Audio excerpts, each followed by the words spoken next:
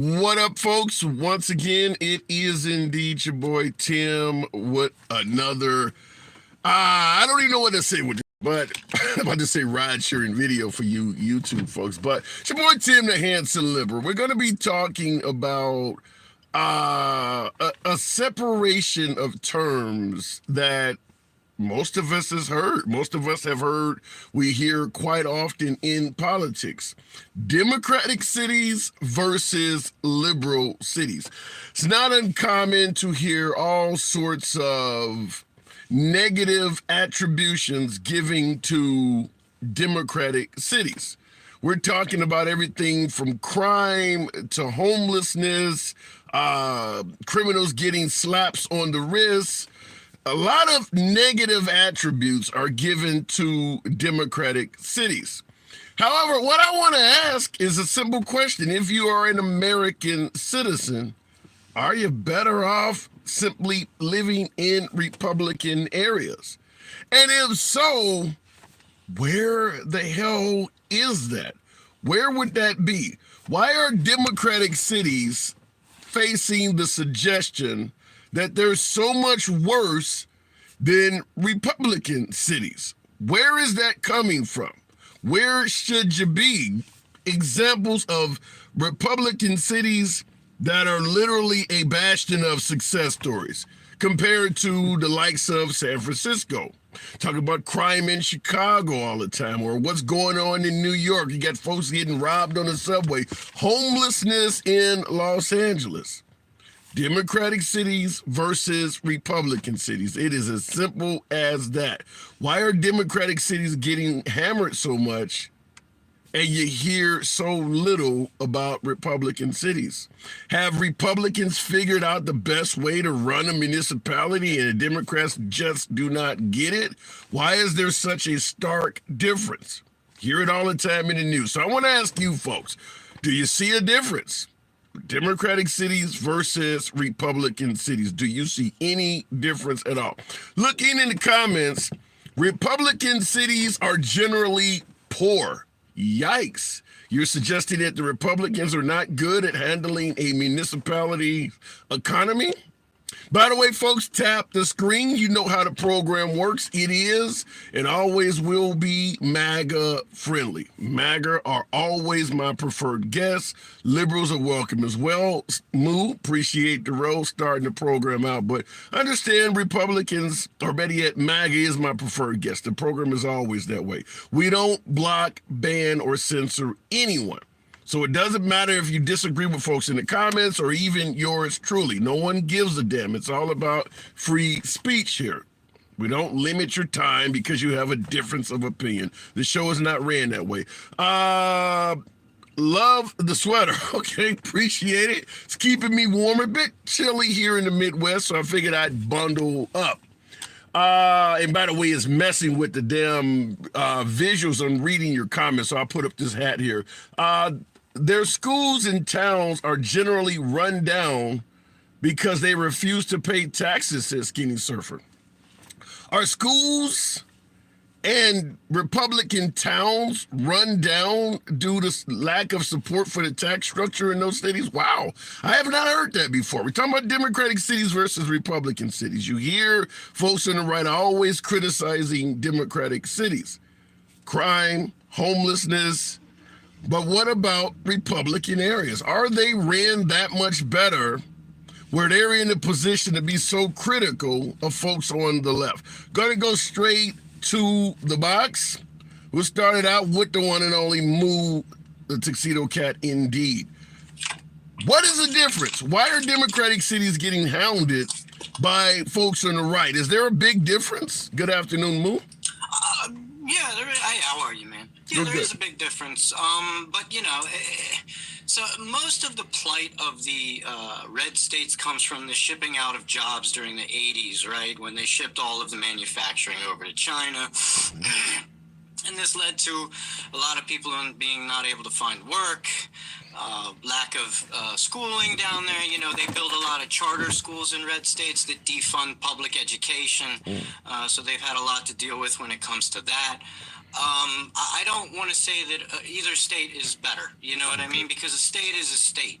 But, you know, the red states have really had a hard time since the 80s, and I kind of feel bad for them. That's why I'm glad Biden is building semiconductor manufacturing in Arizona, Utah, and Ohio. All right. So you don't see any difference though, because we're talking cities now. You jump to states, and by the way, Crystal, starting out with the snowman, I absolutely appreciate that. Thank you very much. So you're jumping to states though, Moo. We're talking Democratic cities versus Republican cities. Why don't you hear anything about Republican cities, Tammy? Thank you. Well, you do. You hear plenty about them, right? People in Alabama are some of the poorest people in the entire nation.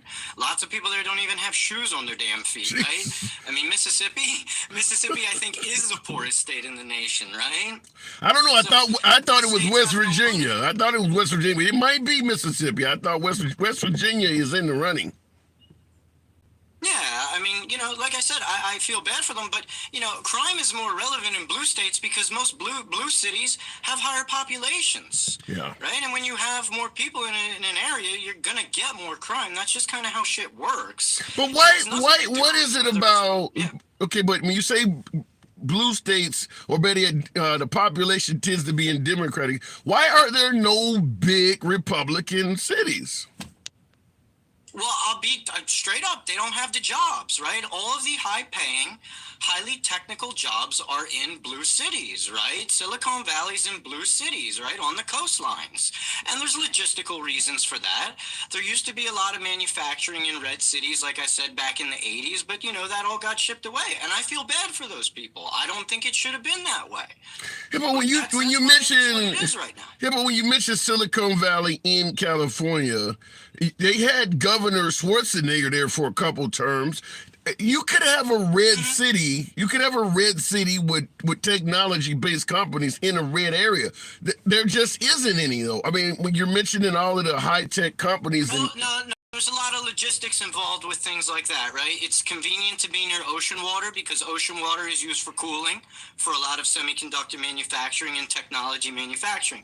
So there is a logistical reason that a lot of these technology companies are on the coastlines. It's not the only reason, but it's one of them. But there's no logistical reason for why they're voting Democrat in Silicon Valley. Why can't there be a Republican mayor on the coast? Well, you know, Schwarzenegger didn't do a very good job until the end of his term when he started pulling his head out of his ass, right? When he first started, he was not a good governor, right? And then he realized how fucked up the Republican Party is, and now he's pretty much dogging them all out, right? I'm surprised he still is a Republican. Yeah, sure, you can have a red governor in a blue city. Does it normally work out? No. Like here in Jersey, we had Christie, and we ended up hating him, right?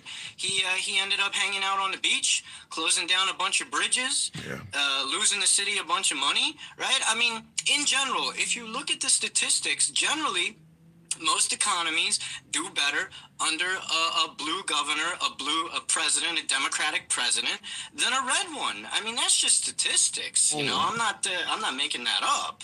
So look at George W. Bush, right? Clinton had a surplus. George W. Bush blew the whole fucking thing. And then Obama had to fix it, right? And then Trump did his tax cuts, right? He caused a bunch of inflation by doing his tax cuts, blowing up the deficit, right? And then it takes effect during Biden's presidency. And of course, the Republicans run with that, right? They try to make it seem like Biden's responsible for the inflation. Well, you fuckers are the one who cut the rich people's taxes, right? You're the ones who fucking caused the inflation. Biden didn't do that. Y'all did.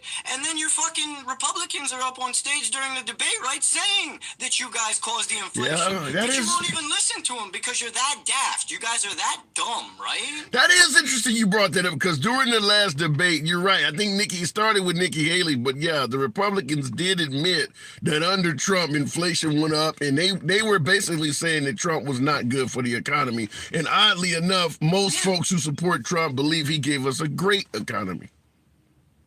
Well, no, that's a total lie, and I hate it when you say that because Trump's economy is non-existent and it sucked, okay? Trump inherited an economy from Obama, and the one thing he did destroy it. It just didn't happen while he was in office, right? It happens while Biden is in office because most economic policy doesn't have any real effects until several years later, right? And then you have all these Trump-tards saying, well, I had more money in my pocket when Trump was president, my 401k. Well, no, actually, the market's high higher now than it was then. So you're just lying, right? Your 401k is actually higher now.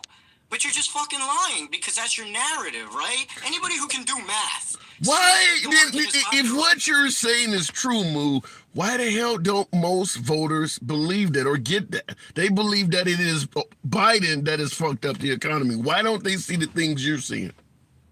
Well, again, Biden's not very good at messaging, right? We talked about that yesterday, too. Biden's not very good at messaging. Republicans are very good at gaslighting and lying to people, right? It's what they do best. Yeah. They don't even know the fact that the only reason they're voting for Trump is because they're a bunch of Nazis, and they think the blood of this country has been ruined, right? They think the blood of this country is unpure because of immigrants, right? So your party's literally falling into Nazism. You don't think, wait. You don't think all of MAGA is supporting Nazism, do you? Yeah, I think they're all, listen, if you stay in MAGA, right, and you condone this and you go along with it, right, at the very least, you're a Nazi sympathizer. So yeah, I'll lump you in with the Nazis, every single one of you. Yep, absolutely. Damn. All right, Moo. All right, I got to move it on. I don't have anything to even come back at you. God damn. Appreciate you coming in, though. All right, appreciate that. Brother. Absolute. Wow. What do you folks think? What do you think about my last caller? The suggestion that simply supporting MAGA is condoning Nazism. Is he off his rocker? What do you guys think? Moo always comes hard. I'll make that clear. He always comes hard. I enjoyed speaking with him. Looking in the comments, Moo is right now. Now, my hat, I got to hold it up because I can't read the comments because of this damn sweater. He was absolutely right. All facts. Now, I see one person said he lost it. I didn't see it. It's basically true.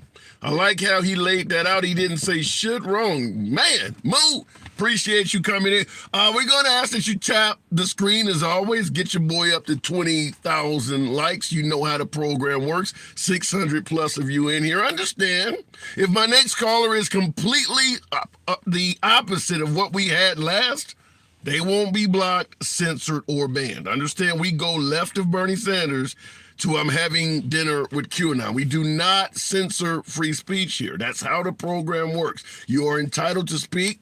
As always, you could be any damn where you want to be on this app, so it's always a pleasure to have you here with me. And if you enjoy civilized dialogue between both sides without anybody being blocked or banned, I invite you to follow the program. We're here Monday through Friday.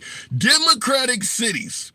You often hear folks on the right. They're laced with crime, homelessness, just a bastion of politicians that do not know how to run a municipality.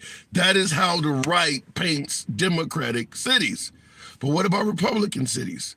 Is that the place to be if you're an American that wants to thrive, wants to enjoy the American dream? If so, where are they? Where are the large Republican cities? If that's the better place to be. If Republicans are running municipalities considerably better than liberals can do it, where should you be? Where are they? Going back to the box? We'll keep the program moving with, I just dropped out. I was about to bring him up, but we'll go to Gabriel Beltran. Good afternoon, and what did they say? Hang on, real quick for the record, I take inside just another take. I don't quite get that on YouTube. Gabriel, good afternoon. Good afternoon, how are you? I'm doing good. Democratic cities, are they really that effed up compared to Republican areas? I think that a lot of the Republican areas are a lot better off than the Democratic. Now, I had it. Most of society, most people are Republicans that have money. Most are Republicans. Yeah, but most Americans don't have money like that. So you say most people that have money are Republicans. Most Americans don't have a lot of money. Well, and a lot of that has to do with the inflation. Well, there's a lot of people that had money, people that had savings, but due to the inflation going through, I've spoken to a lot of people in my line of business, and back in the day when you were able to save money and save up for retirement, are now having to use that up to survive, are having to go ahead and take part-time jobs just to make it in this world nowadays. Yeah, but Gabriel, what you're describing in 2023, you could have said the same thing in 2013 or 2003. That statement has applied probably to the last 30 years or so. Well, I mean, the whole thing, as far as 30 years ago, and I'm glad you mentioned that. Now, this is going back, and this is something that I saw on social media, okay? And this is actually a very prime example on how inflation has risen throughout the years, and it proves your point. You know, have you ever seen the movie Home Alone? Yeah, all three of them. Well, the first one, when he goes into the store and he spends $19.72 for all that stuff he got. In 1990, He did the math, and if you were to buy the same items he bought today, it would be $72 and change. But wait a minute. Now, I don't know. Do you lean right or left? Before I respond to that, do you lean right or left? I don't lean either way. Who did you vote for in the last election? I voted for Biden. So you voted for Biden. Who did you vote for in 2016, Hillary or Trump? I did not vote in either one of that on that election because I didn't like either one. Did you vote for Obama or Romney? Obama. Obama or McCain? Obama. You lean left. You haven't. When the last time you voted for a Republican? It's been a long time. There hasn't really been any Republican that has really presented any positive policies. But you know what, though, at the same time, I think that, to be quite transparent, I think that both parties have their heads up their ass. You're not. Let me just out. You're not the only one to say that. But in regards to your Home Alone statement, he paid $19 for that grocery. Home Alone came out in 1990, the original. So, as you're talking about, what is that? 33 years later, that same amount of groceries would have cost a little bit less than about 4 times as much. Oddly enough, the clerk that would have actually registered that grocery, or took it through the cashier, that grocer, because right now minimum wage is about $7.50. In 1990, I don't think it was more, about $1 less. It's almost the same as it was when that movie was filmed. Right. So you mentioned inflation. That has a lot to do with why people are struggling, is that wages have not risen. If you're talking about groceries cost 4 times as much as they did in 1990. I'll tell you my own story. I worked for Burger King in 1988, giving my age away.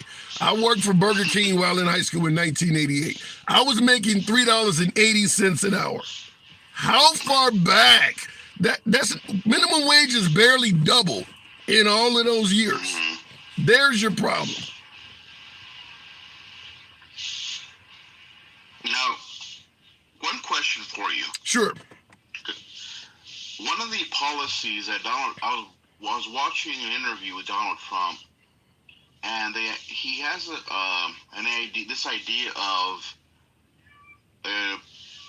putting any drug dealer, anybody that distributes drugs or is brought up on drug charges, should be put on death row. Yes. No matter the amount of drugs that it is, if someone is caught distributing, they should be put on death row for that. Mm-hmm. Because he wants to end the war on drugs. Okay. What is your feel on that? I think what Trump is proposing, for lack of a better term, is bullshit. And I'll tell you why. If it was me, maybe you dealing drugs, it might be okay. And see Osby, shout out for the snowman. Thank you. But if it was me or maybe you dealing drugs, the death penalty might be okay. But if you put a bunch of letters behind our names, as in a physician, and you were dealing opioids, I guarantee he would not be for executing you, because there are just as many drug dealers that have dealt opioids in the pharmaceutical industry as there were crack dealers on the hood. And you notice the prisons are not loaded with opioid dealers. So it sounds great for us at the bottom, but anybody that has gotten an education, got a little bit of prowess, they're not going to be executed. And what he's saying is bullshit. Now, what is your take on the $8.7 billion that Donald Trump added to the national debt deficit? More than any president in history. Well, I would have to break it down and look at it, because at the end of the day, we had a pandemic and he sent out, what were those checks? How much was the stimulus checks? 1,600, 2,000, or whatever they were.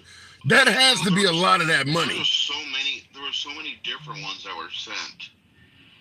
There were some that were 500, 1,000, some that were 15, and I think so. One even was $2,000. So it's hard to say which ones he had issued and which ones Biden issued out. But point is, both of them issued out stimulus checks through the pandemic and even afterwards. Well, being fair in analyzing Trump, I would much rather, if you're going to raise up the national debt, this is the America first in me.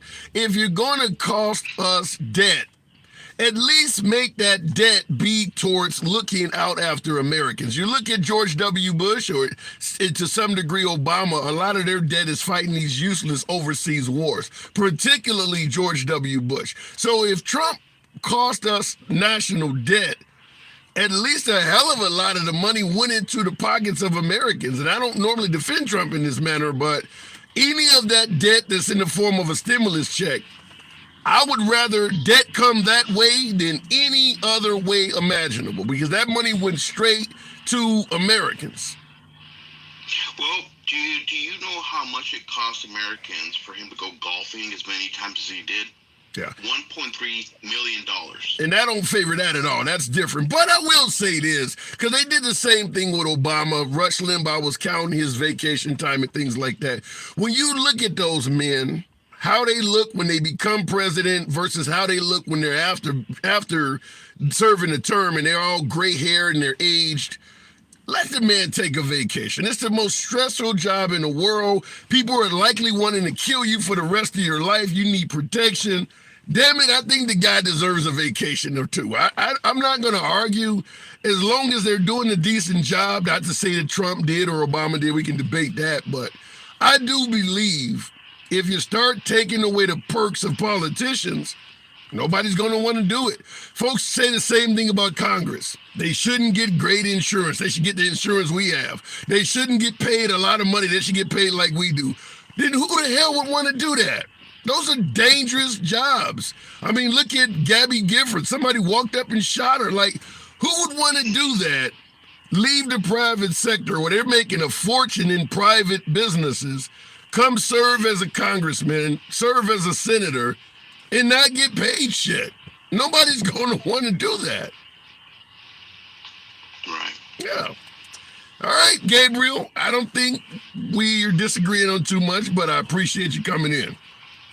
Well, thank you for having me. Have a good one. Absolute. Merry Christmas. Absolute. You too. And looking on YouTube, we do run a simulcast on YouTube. I know, right? Thank you. I know. Right, Yippers. Cassie, I don't quite get what you're saying there, but I do appreciate that. Thank you for being you. Appreciate that. Going back to the box. Trump spent 4 years in Afghanistan and lost the war and surrendered to the Taliban. He definitely surrendered to the Taliban. Yeah! Maria KS, thank you for the ad mustache. Trump definitely handed Afghanistan back to the Taliban, and they took that country right back into oppression. We didn't gain anything. Yeah, sunshine. had mustache once again, thank you. We didn't gain anything positive by going into Afghanistan. Nothing. Bin Laden wasn't there. There is no democracy there. The oppression of women is still there. There is nothing we can look back on and say that we gained by going into Afghanistan. I assume you can say you got rid of Saddam Hussein in Iraq. We now have some access to that country, very minimal benefits to justify 20 years in Iraq as well. But looking back, those wars did not produce much at all for the amount of blood and treasure we lost. Even President Trump, in effort to shame Jeb Bush, stated that the war your brother had us go into in Iraq was the dumbest mistake in U.S. history. That's what Trump refers to the Iraq war. Looking in the comments, side note, I am loving this sweater. I see a few of you folks. I do appreciate the compliments on my very warm piece of apparel. Thank you very much. So you're blaming Afghanistan on Donald Trump. No, he didn't start Afghanistan, but he certainly didn't finish it in a great manner. We could talk about Biden and the botched evacuation where 13 service members lost their lives in that suicide bombing. But even if Biden had withdrew our soldiers and equipment, because that came up to all the equipment that was left behind, even if he had took all that stuff out the right way, you're still leaving behind a Taliban-run government. There is no upside to what happened in Afghanistan. There's nothing good about it. We can talk about Biden and, like I said, the 13 service people that died or the equipment left behind, but you don't hear Trump bragging on how Afghanistan was concluded under his watch. I negotiated a peace deal with the Taliban as a resume bullet point.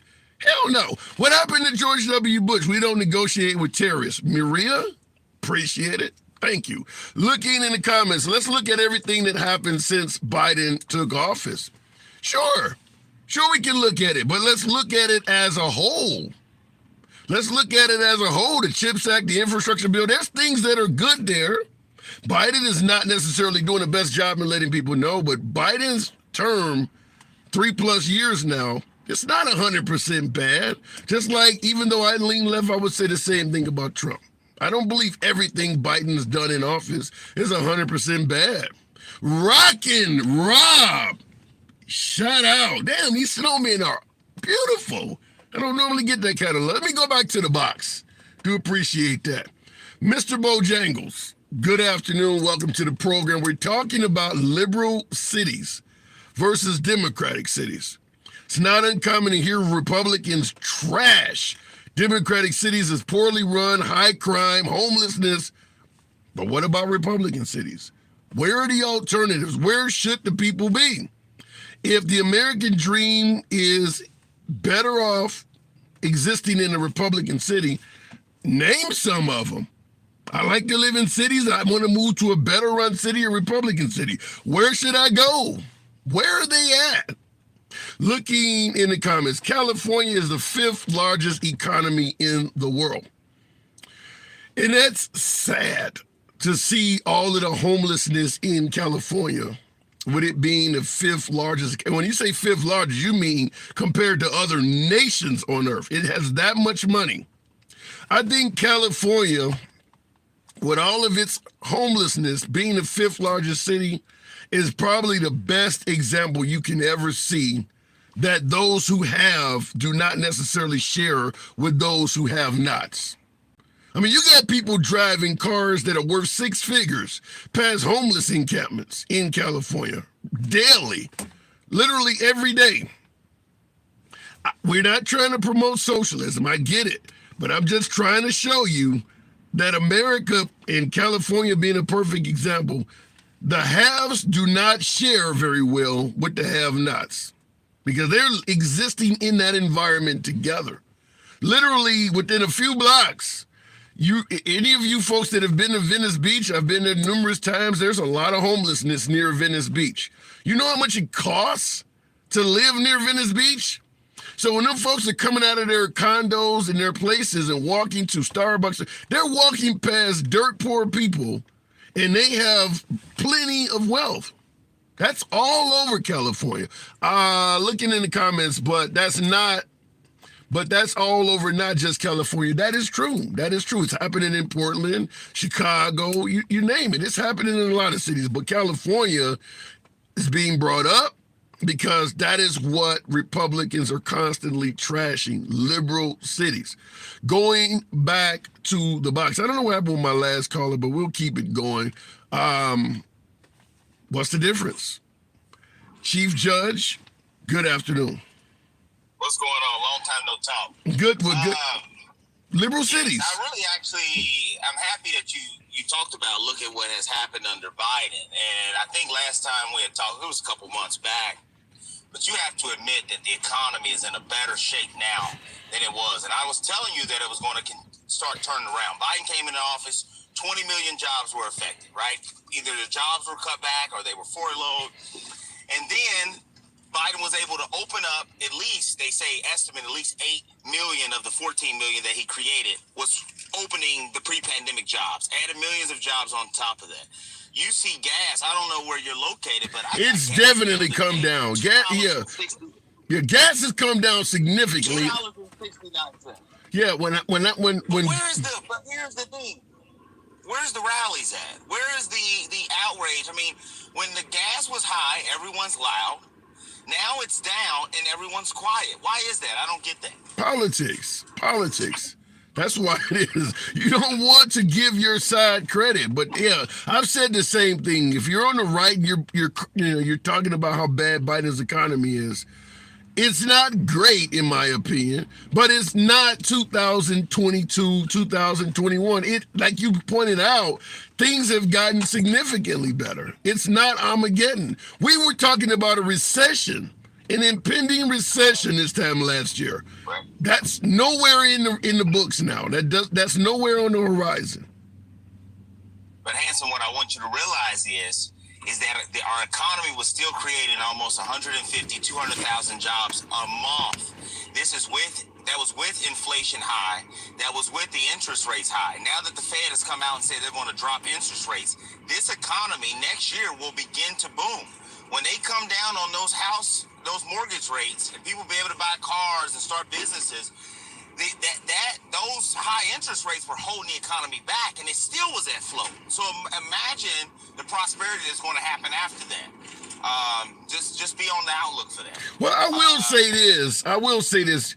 Trump's claim to fame, Biden's weak point is Trump can say during my time the economy was better. If things happen the way you're saying, because right now they've gotten the gas prices down, the jobs numbers and the unemployment has been looking phenomenal, as you point out. But people want to pay less for groceries. They want to pay less for housing loans. You're making it sound like the last pieces of the puzzle are on the horizon for next year. If they can fix that, maybe at least 6 months before early November, the election, I think that would be really strong for the Democrats. So right now, that is the primary weak point of the Democrats, is the economy.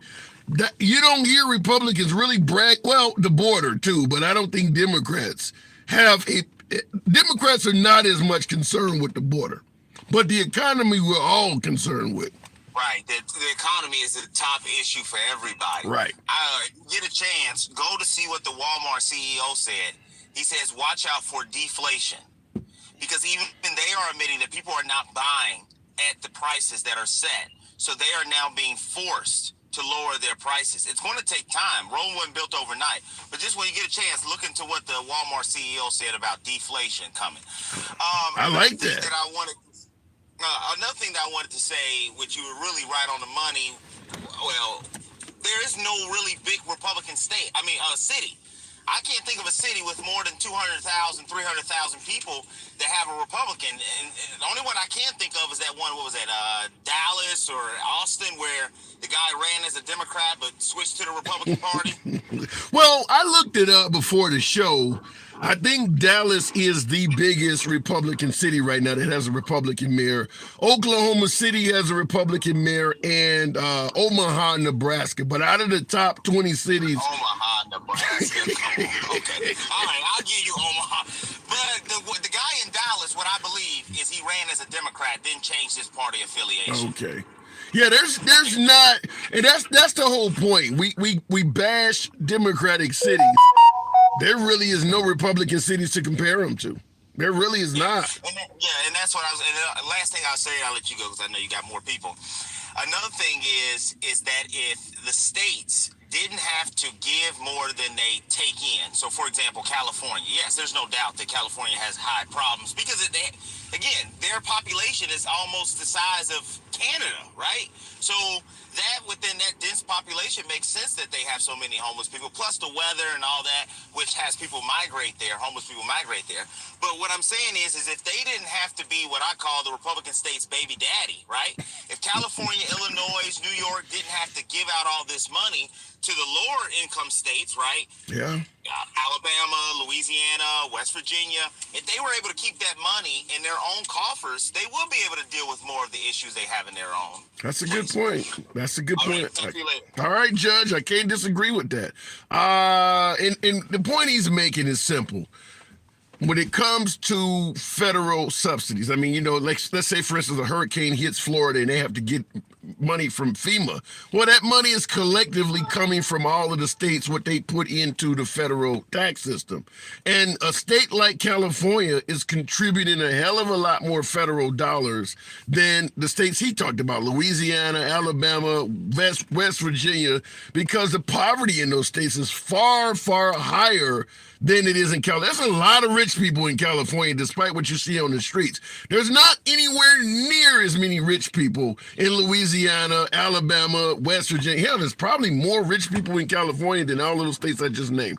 So combined. So he is correct when he used the term humorous, baby daddy. But yeah, some of the liberal states, New York is another one that has a ton of wealthy people. All of that money going into the federal well, when Texas or when Florida or, you know, any of these states on the Gulf have a hurricane, they're getting money from these liberal areas. They can't take care of it themselves. They're getting money from these liberal areas. So the liberal states are, to some degree, financially subsidizing the Republican areas. That does make sense. And what he's saying is if they didn't have to do that, if California was, say, a standalone state, you hear people talking about Texas seceding from the Union. If California was a standalone state with its liberal policies, by the way, they probably would pass some type of law to look out for the homeless. Now, that's not to say some of the rich might not leave that area, but that's the point he's trying to make. Looking in the comments, hence why Republicans live in small towns. Fair enough, fair enough. Real quick in the comments, I see that, but once again, the rich are oppressing the lower class. Yeah, we know that happens. Going back to the box, talking about liberal cities versus Republican areas, high crime, homelessness. You hear all of the negatives about liberal cities. You don't hear anything about Republican cities. But yet the Republicans are constantly trashing liberal cities without really giving accolades to any of their own towns. Why is that?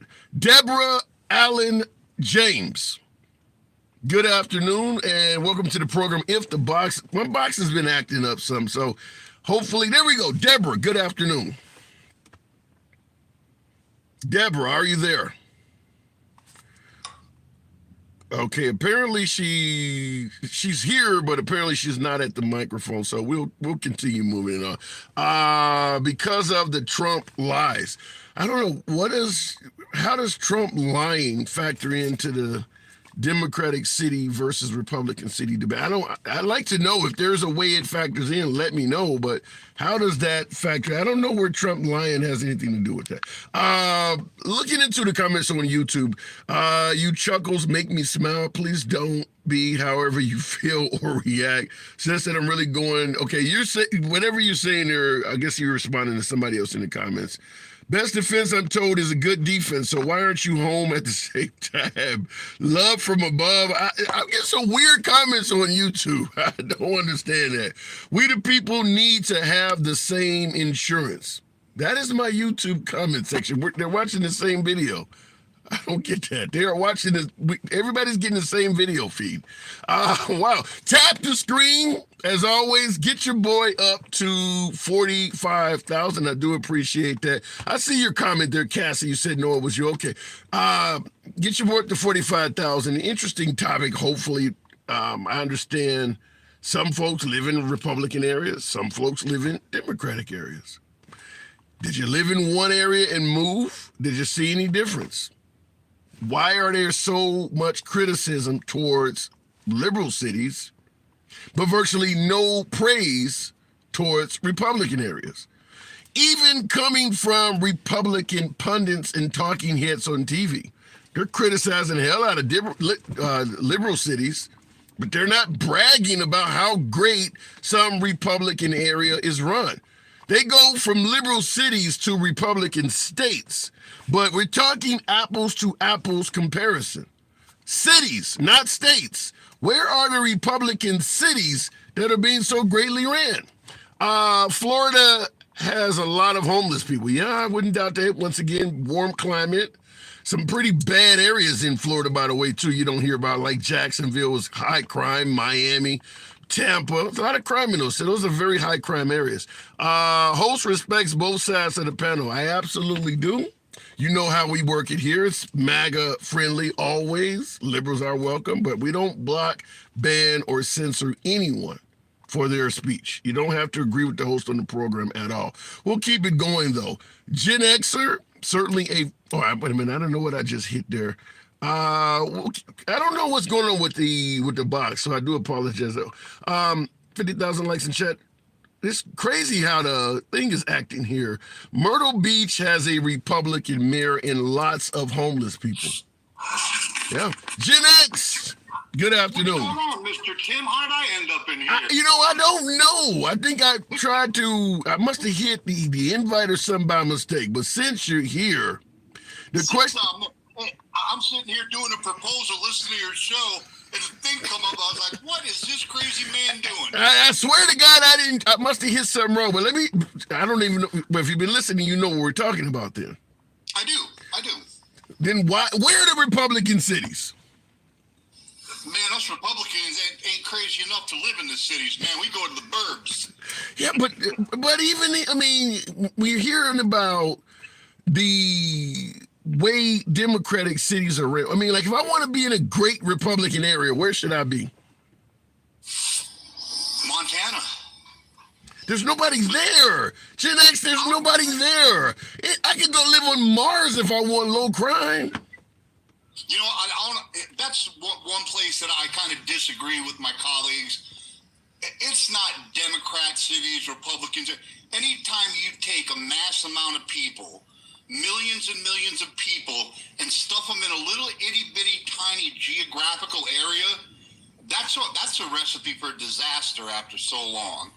People need space, man. You can't live on top of each other like sardines. So what you're basically saying is if Chicago had a Republican mayor, they would probably still have the same shit going on. Yeah, I don't think it would make a difference. Yeah. I really don't. So why is it that a lot of Republican politicians often, tout or speak negatively of the Democrats, they don't know how to get crime and things under control? Even at the presidential level, you got, folks blaming Biden for the rising crime rates. If we re-elect Trump, can Trump bring crime down in big cities?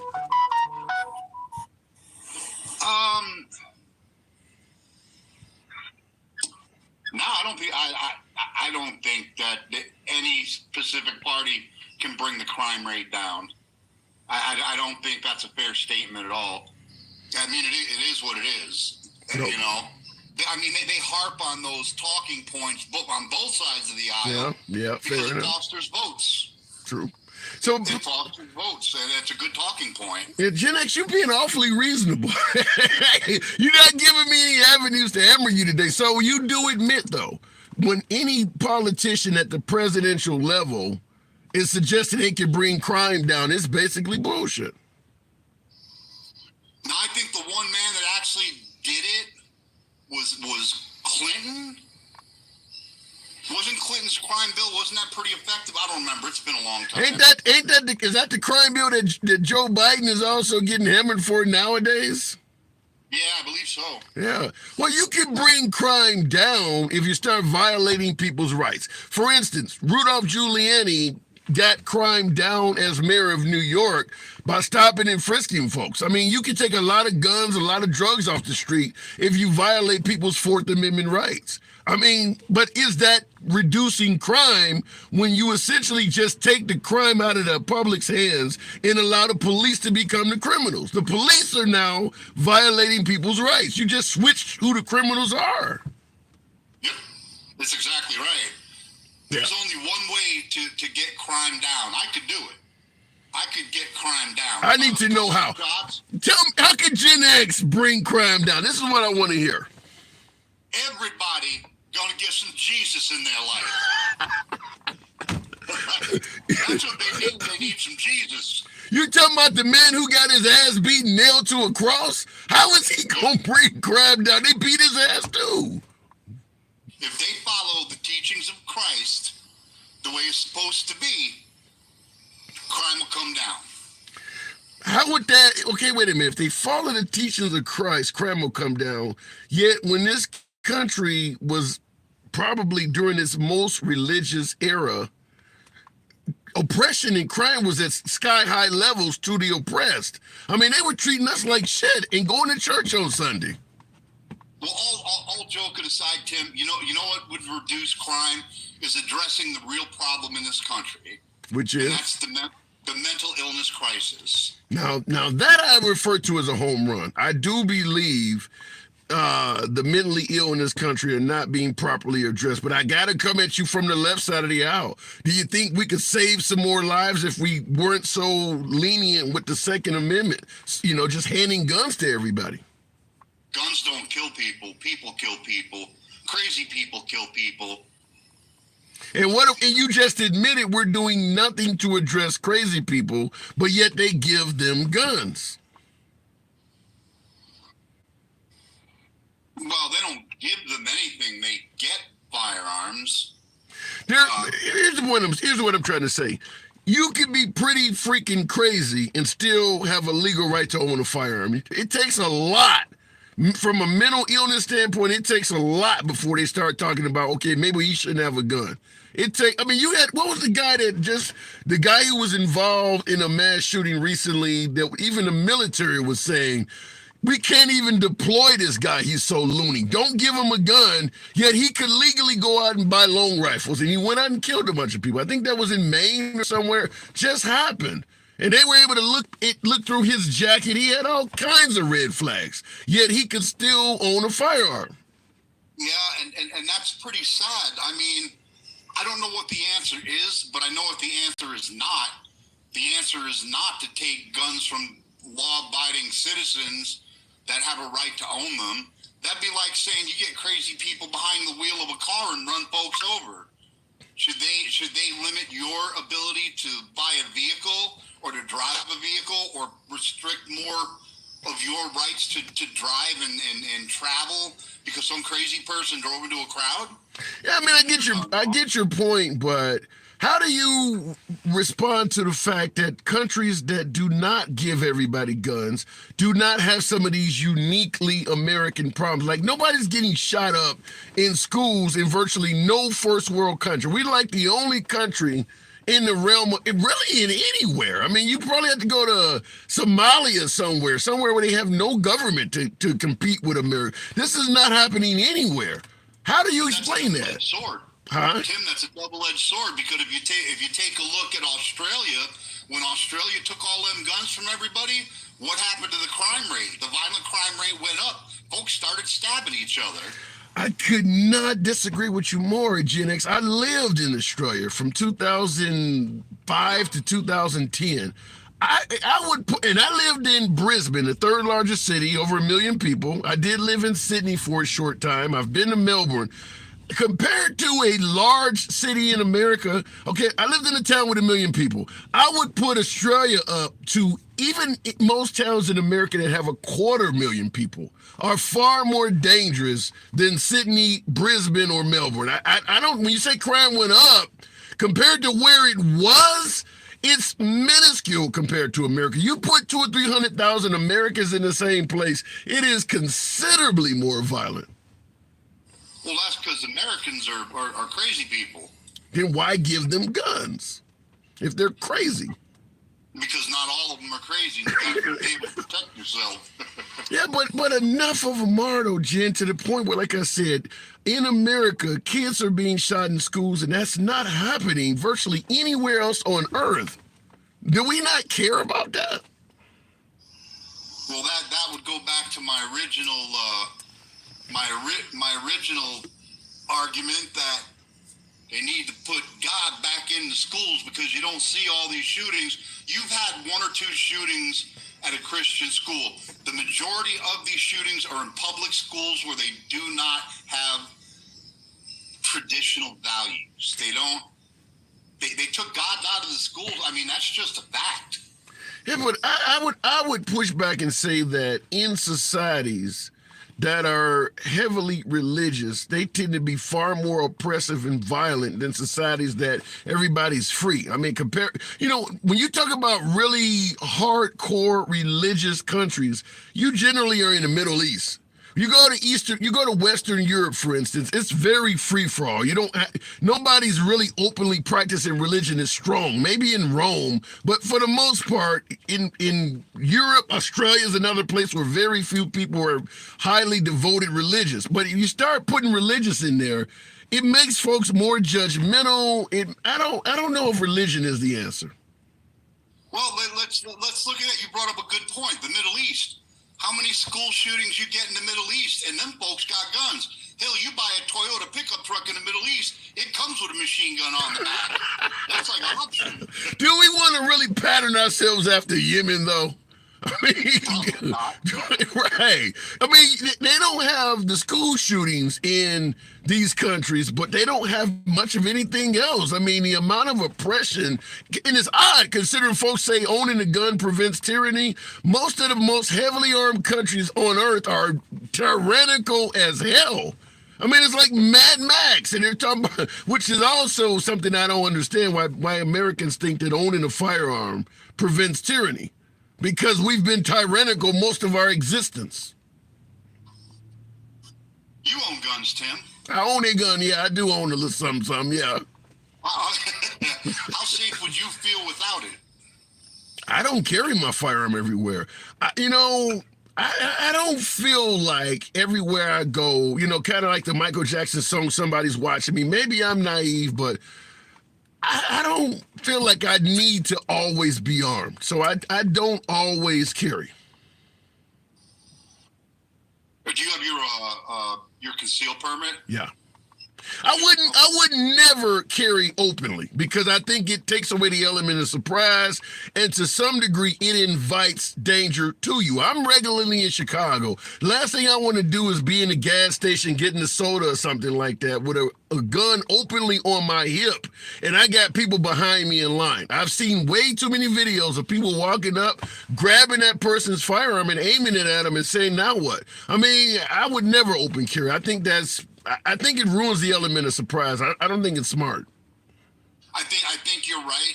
If you're the only one, because you're the first one to get shot, you got to get ready. I mean, yeah. If you're armed, you're the threat. Right. So if they want to do bad things, you need to be gone. Right. But now, if you kind of flip the script and everybody standing in the line got a 357 on their hip, robbing the place don't seem like such a good idea anymore. No, but what if 2 of the people in line get into an argument? Before I came to this gas station, you were cutting me off on the highway. Now what? I got you. You looking at both of them and they got weapons on them. What the hell do you do? I mean, good guys get in fights too. Yeah, but good, smart people don't shoot each other. Have you seen how many road rage incidents resulted in violence? By the way, in regards to good guys, most mass shootings are perpetrated by good guys. They were law-abiding gun owners right up to the point when they started murdering people. Most of that's not being done by criminals. Those are good guys doing that. If you go back 3-4 minutes Before the mass shooting began, that person is a good guy with a gun. Yeah, you lost me there. Just look at any of the mass shootings that are taking place. Those are law-abiding gun owners. Overwhelmingly, the people that are shooting folks, right before they started pulling the trigger, they were a law-abiding gun owner. That was a good guy with a gun that walked into a school or a supermarket or somewhere and started shooting people. Man, those are crazy people that walk into schools and start shooting. Those weren't law-abiding 9-to-5 Joes that shot up them schools. Yeah. In fact, most of them, in most cases, those kids were red flagged, and people said that they were nuts. Like that Cruz kid down in Florida. You're saying they weren't 9-to-5 people. You do realize before mass shootings at schools, we used to have a term called going postal. They all were 9-to-5 people. They went to work. Yeah, they just went to work and put in for their own special vacation. Going postal, I ain't heard that in years. Yeah, because we traded post office workers for elementary school kids. We upgraded. Man, that's a terrible thing. Yeah, so why won't we do something about it? Why do we keep thinking that now we want to give, 70-year-old Miss Debbie in first grade a gun to protect herself from potential classmates? Are we nuts? Here's what they got to do. They got to all of the mental health hospitals that they closed down since the 1950s. There's been a lot. You need to reopen all them hospitals, man. Get the bed space. Back then, they didn't know what they were doing. Now they can actually help people. But now they've got the knowledge to help people that need help. But Gen X, your party is not fans of social programs. The only way you're going to get folks to help like that is the haves are going to have to contribute to those programs. Very similar to, say, universal health care, universal mental health. Your side has made it clear they're not for helping people out and stuff like that. They're not going to be okay with it. That's why you notice in right-wing areas, us liberals will say that guns are the problem, so you go to liberal areas, they're passing all these tough gun laws. I get that you and a lot of people don't believe the gun laws work. We can talk about that. But the right is saying that it's not gun laws, it's mental health. But when you go to right-wing areas, they're doing nothing about mental health, even though they say that's the problem. Now, you know me well enough to know that I wouldn't give a fuck what my party says. If they offered realistic solutions, they came up with some good ideas to address the mental health thing, and that means I got to pay a few more bucks out of my paycheck, I'm all for it. I'm all for those kind of programs because I think we need them. Yeah. I think without them, it's only going to get worse. I would say had your side not fought so hard against universal health care, that would have included mental health, being able to address mental health. Your side did not want everybody to have access to health care unless they could contribute financially to it. So as a result, there's a hell of a lot of folks walking around that can legally own a gun that are mentally ill and cannot get access to mental health care. There, and that's, as you pointed out in the beginning of the conversation, we got a problem with mental illness. And as I'm pointing out, your side don't want to address mental illness. And it's the obvious solution. That's the sad part. Yeah. It's so obvious that the politicians on your side of the aisle is even saying it's mental illness. But when asked, well, do you want to contribute financially to address mental illness? Well, shit, who's going to pay for that? We're not for socialism. So I see your side, Gen X, and say that I don't think they really want to fix this. Well, no, there's no money in fixing it. That's terrible. And that is true. I got to move it on, though, Gen X. Fix your people. Because it's coming from your side, man. Brother, you have a great rest of your week, Tim. Always a pleasure, my friend. And to all the haters in the chat, I love you guys. Have a great holiday. All right, man. Thoughts and prayers for you and the next one that goes down from this. Appreciate it. All right, looking in the comments, and I do see someone in the comments said exactly that. He's saying to fix his prayer. I don't necessarily agree with that because that's what they say after every mass shooting. Thoughts and prayers. That offers nothing. That is as useless as you can get. Even if you're religious, you got to admit that does nothing for the victims of this stuff. Thoughts and prayers. Yeah, until the next one, and then we kind of stop thinking about you. And I see in the comments, Steph said he literally said, yeah. I just don't think prayer is going to stop any of this. Democratic cities versus Republican cities. I had so much trouble in the box, I actually made a mistake and sent that out to Gen Xer, but I do appreciate him coming on and certainly having a decent conversation. By the way, tap the screen. Get your boy up to 50,000. Got a small audience here. You know how it works. You tap the screen, you help out the algorithm, you bring in more MAGA, which is my preferred guess. But liberals are welcome as well. If Republican cities had something to look at, we talk about them, says name Barbara in the comments on YouTube. And that's the problem, is that the Republicans continue to bash liberal cities. But then when you ask, well, give me a Republican city that's comparable, where we can show the era of the Democrats' way, there really is very few. There really is none. As my last caller before last talked about, I think Dallas is the biggest city that has a Republican mayor, and he just switched parties. He was a Democrat. After that, you got to go pretty far down the list. The size of the towns start to shrink. I brought up Oklahoma City, Omaha, Nebraska. Those are Republican cities. But when you talk about the likes of Chicago, New York, Los Angeles, there's no Republican cities to compare that to anywhere near. I mean, not even half the size of Chicago. Chicago's the third largest city. There's no Republican city that even has half the population of Chicago. What is it about heavily populated cities that refuse to vote Republican? There's nothing stopping a Republican from getting in there and running Los Angeles if you think the liberals are fucking it up, or if you think the liberals don't know how to manage New York. There's nothing stopping a Republican from doing it. They don't vote Republican. Why is that? If Democrats are doing such a poor job, why don't they vote Republican? And then Barbara said diversity. If God solved the problem, why did I have to buy a Glock? Wow. And that's a good point. If God is going to solve things, why do you need to be armed? I can't answer that. Empathy is the key, says Cassie. I do agree in this country, we lack empathy. I absolutely agree. Whether you're talking about homelessness, I mean, we have a history of being very oppressive. You can only do this stuff if empathy is lacking. There's the only way you can have this happening in a country if you have it loaded with people who have little to no empathy. You saw the show I did not long ago on Kate Cox, I think her name is, out of Texas. The woman that was impregnated with a child that had trisomy, a chromosome disorder, and they were telling her that the child was not going to survive, and carrying the baby to term could not only put her future fertility at risk, but her life. And folks are like, so what? You're going to empathy.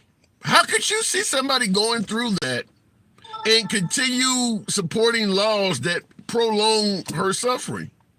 So I do agree there is an issue in this country with lack of empathy. Now in the comments, Zilla says Republicans have no empathy. So do you see Democrats as more empathetic than Republicans?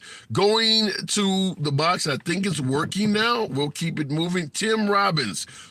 Tim Robbins, isn't that a well-known actor? Is that the guy from Home Improvement? Tim Robbins, good afternoon. No, it's the guy from Top Gun, Tim Robbins. Oh, which guy on Top Gun? No, he was it's hard to explain. I want to say skinny white guy, but... I am a 6'6" black guy that is 6'6", 300 pounds. All white guys are skinny to me, so... Fair enough. So we looking, I don't know. I mean, that's about 90% of us, I think. Yeah, I'm probably tall white guy. Yeah, I'm probably bigger than 90% of the people on the planet. So let me ask it to you this way: we talking about the negative viewpoint of democratic cities, high crime, lots of homelessness. improperly ran say Republicans all the time. But yet they very rarely point to any well-run Republican city as a decent comparable. Where are the good Republican cities if Democrat cities suck so much? Yeah, well, that's kind of the problem that we're going to have, right? Because Republicans are usually mostly rural, and Democrats usually like to crowd up together in cities. I mean, they're just total different thought processes. I mean, and this goes all the way down to the founders, right? Thomas Jefferson and I'm sorry, dude, I'm lost for the other guy. But Thomas Jefferson and another guy used to have this argument all the time about the best country is a rural country, but we understand that we need to have commercial centers in order for the country to survive, but we need to slow that down as long as possible. But ultimately, so, well, when you say the best country is a rural country, I mean, essentially they're saying the country would be better off if people didn't live near each other. I mean, you can't really have a high crime rate if you don't have any neighbors. Well, and you learn how to respect other people's space. You have space. People aren't on top of each other, so everybody isn't in everybody's business all the time. Well, listen, it's easy to respect somebody you never see. Exactly. So, go ahead. No, go ahead. I was just going to say, these are, when they were talking about this back in the day, they were talking about these are farming places where people are growing food. They're self-reliant. The community takes care of one another. Where in those population centers like that, that's not really the case. People actually, even though they're on top of each other, they're far away from each other. Yeah. They don't talk to each other. They have no community. They all look at each other like they're trying to get something from one another. I mean, these are just the stark differences between the two of how it usually works. You can see that now in the cities, because in the cities you see more of a forced charity, meaning we should just tax 90% of 90% everybody's wages so we could give it to everybody else. Where back in the day it wasn't that. Church took care of it, the community took care of it, families took care of their own. And now, but was there? Wait. What was? If let's say we go back to that environment, we get rid of welfare, we get rid of food stamps, we leave it up to the church and individual charity. Do you think that would be sufficient? Oh, for sure. I mean, look, Handsome. Just look at how much we give internationally. I mean, we give more than anyone else, and that doesn't come from government. Those are charitable organizations that Americans give to every year, whether it's Feed a Child,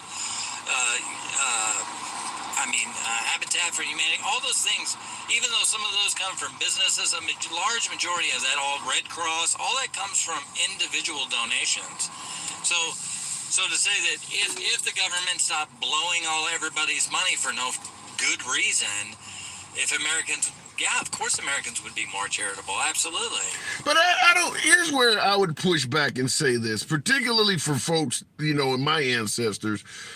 Welfare in this country only came around, during the FDR era or whatever the case may be. If you go back into let's say the 1920s and before, you had very little money going to overseas programs. All of our money was spent here in this country, and people were extremely poor. The churches weren't doing what you're suggesting. The wealthy were not handing money out to people. They had child labor. I mean, they didn't even have labor laws. They were treating the people like shit. No, and I don't disagree with you. I mean, our country's always been on the march for doing better when it finds that it's not doing better, but I'm saying there's a big difference, say, back in the day before FDR, was people didn't buy $300 pair of jeans. I mean, you know how absurd that sounds to them back then? People buy a new car every single year. The thought of buying something on credit was unheard of. Like, if you couldn't buy it cash, you shouldn't have it. I mean, those are the mindsets back in those days. So people didn't need as much because people weren't trying to... marketing hadn't infiltrated the American culture as bad as it does now, right? So, there's some very extreme differences in that short 50-year span, right?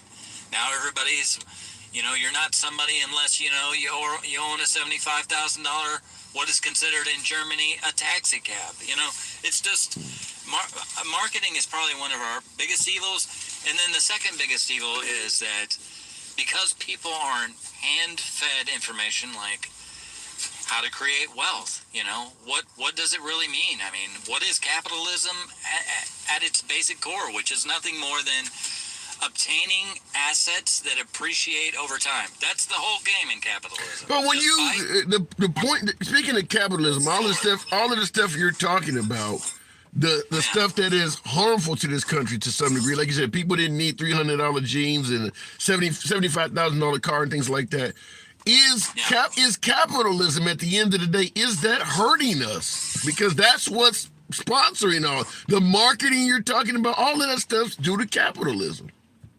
Yes, but the problem is, right, is that those are all wonderful tools for us as Americans to take advantage of, but instead we get taken advantage of because we don't educate ourselves, right? If we knew as Americans that anything that you buy doesn't appreciate is ultimately in your head is going to end up in the garbage can, would you spend $300 for it, or would you buy that same item for $30? You know, like, but we don't. Those are the unfortunately, I'm sorry, in capitalism, those are the things that we should be exploiting from other countries. We should be making money off of other folks that don't take the time to invest in themselves and go to the library and learn how these things work at the core basic value. And then there's always going to be a winner or a loser, Handsome. In life, there has to be a loser in order for there to be a winner. Not everybody could be a winner. If everybody's been a winner, saying like socialism, everybody lives equally miserable. That's what it's proven. I don't know about that, because when we talk about socialism, I remember when Obama was promoting universal health care, and they were talking about Obama was a socialist, and they were making it sound like every country on earth that gives its folks universal health care are socialist countries. So I have to ask the question right off the bat, other than America, what other country is a capitalist country? Almost all countries have some capitalist, even China now, right? Even China, even though it's a communist country, it operates within a capitalist society, and that's how it's blown up all of a sudden, because even they realized at this point, it's like, this is the way to go. Even Karl Marx himself said, there's no greater system of gathering materials than capitalism. But would you want to live? It's most perfect right now. But when you point out what Karl Marx said, and while we're touting the benefits of capitalism, would you want to live in a society that was 100 capitalist based with no socialist policies? No. I want a well-regulated capitalist society. Right? Okay. I do want it to be regulated, right?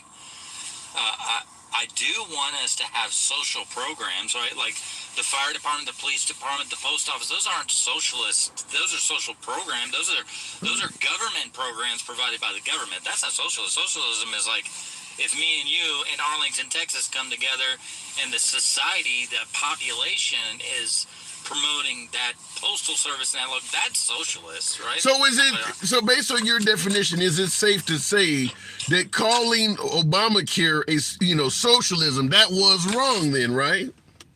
No, it's a federal program. But it's not socialism. No. Okay. And you do understand folks on the right was calling that socialism. I understand that, and I understand that folks on the right don't truly take the time to, this is going to be a repeating circular argument, right? Most people don't truly take the time to find out what the core thing is with most things. They just hear it, and it's so, and they don't go find the source, and they don't go find the answer for themselves. They just take it for face value and run with it, right? Right. All right. Well, I don't think we're totally disagreeing, but I think you pointed out in terms of the difference between liberal and democratic cities. One is big cities, one is rural areas. But I want to just getting back on topic. Why are there so few big cities that are run by Republicans? Well, I mean, you can look at as recent as say the Roman Empire, right? That ain't very recent. That's not very recent. As recent we can get in this example, right? So when the government gets big, right? And things get hard, the people expect the government to do more. Okay. And so then the government does more, and then they tax more, and then the people see that things are still rough, and they want the government to do more, and then the government does more, and it taxes more, and before you know it, the government is running a debt, and it's still trying to provide to the people. I don't think that's answering it, but I don't think that's answering the question though. Why are big cities so few ran by Republicans? Are they just? I'm trying to say this. I'll say it in just a real talk. Cities create dependence.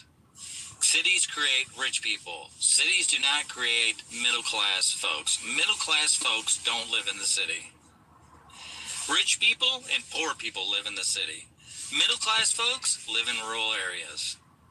So what are you saying? Only middle-class people vote Republican? If you're saying that rich and poor live in the city, they can still vote Republican. Why are they not voting Republican?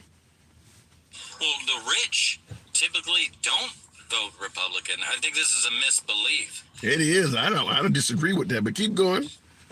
I'll give you an example. So we'll just say a lot of the economists right now, Hanson, are saying in 2024, no matter who the president is, we are in for a depression.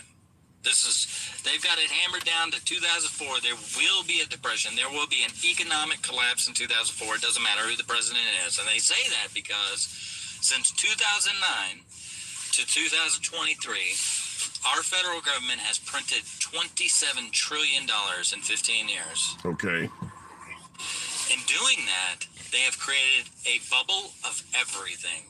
This hoax that our economy has been this great since 2008 all the way up to today is a lie.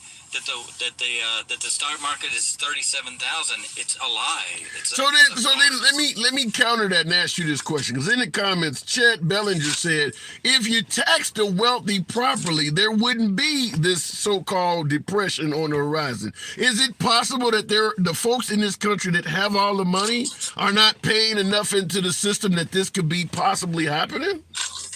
No, it's not true. And this is another thing, Anson, is like, people don't understand how wealth works. They hear the word, they hear rich, right? But I'll give you an example. I'm not saying you're stupid. I'm just speaking to speak out loud, right? Okay. Elon Musk is worth $248 billion. That's unrealized wealth, right? That is somebody somewhere analyzing the property that Elon Musk owns, looking at the market and saying, this is what people would be willing to pay if he were to sell it. Right? Okay. That's unrealized wealth. That's speculative. That's what people think he's worth, right? What he is liquid worth is far different, right? And Elon Musk lives in a $40,000 rent home down by SpaceX. I don't know if you know that. No, I did not know that. The only time that he ever cashed out some of his stock was to pay for Twitter and to help just kind of Pocahontas, he used to call her, in the eye, just so he could be the guy that paid the largest amount in income tax ever as an individual, so she could stop calling him saying he never pays tax, right? That, until he sells that stuff, he isn't worth nothing. He might have leverage. Well, let me ask you. Like you have property and you could take a loan out on. His is just at a different magnitude. Well, let me ask you to you this way. Elon Musk could never sell all his stock. He would destroy the company. Let me ask you to you this way. Would the economy be better off if, let's take everything that Elon Musk owns, and let's say that same amount of wealth is now owned by 20,000 people versus this one guy? Would the economy be better off with those 20,000 people owning the same amount of wealth that are buying and spending more often than this one dude that, as you say, just has the money sitting up in a mansion or sitting up in a bank account somewhere? Well, it's not sitting in any of those. He just owns pieces of paper that somebody said is worth so much per piece of paper, right? Yeah, but he has a bank account too.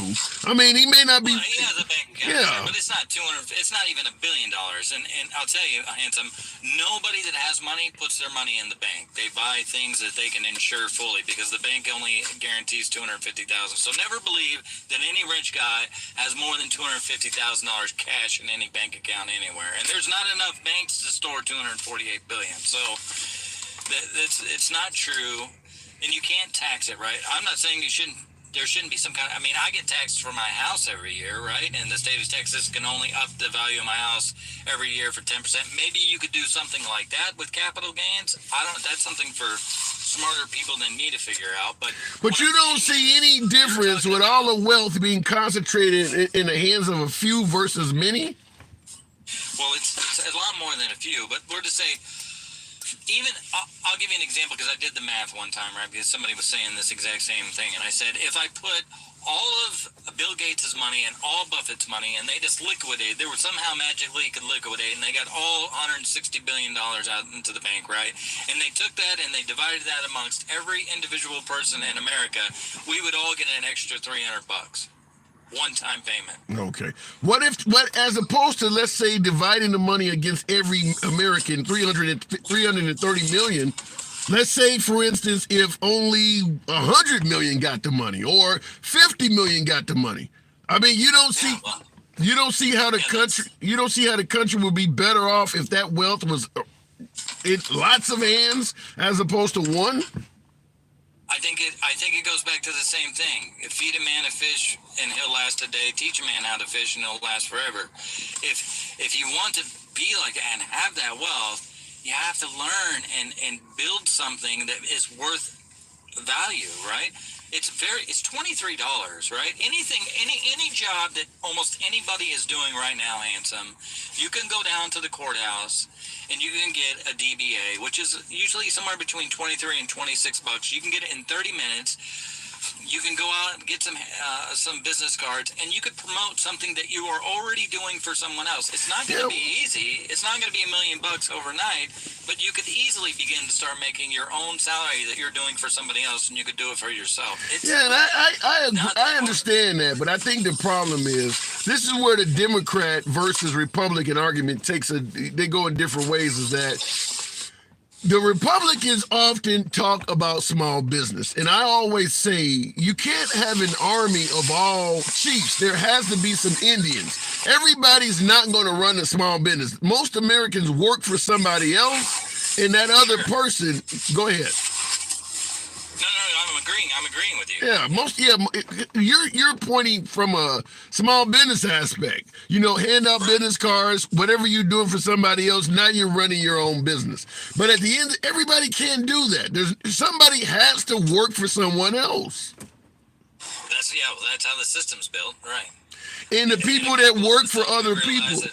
And the people that work for other people in this country are not being treated right. And that represents the large amount, the lion's share of the people in this country that are working for other people.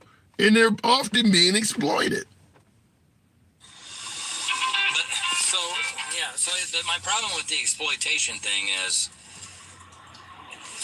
in a capitalist society, we all have to agree in the transaction, the consumer, the employee, and the employer. We all voluntarily say we agree to the transaction. If any one of us don't want to buy your product, you don't want to employ me, or I don't want to work for you, the whole thing falls apart, right? So if I agree to the terms, because there is always another option. It may not be the easiest option, but there are always another option. There's no exploitation. You are giving up. You are surrendering to the transaction. Here's why I don't agree with that.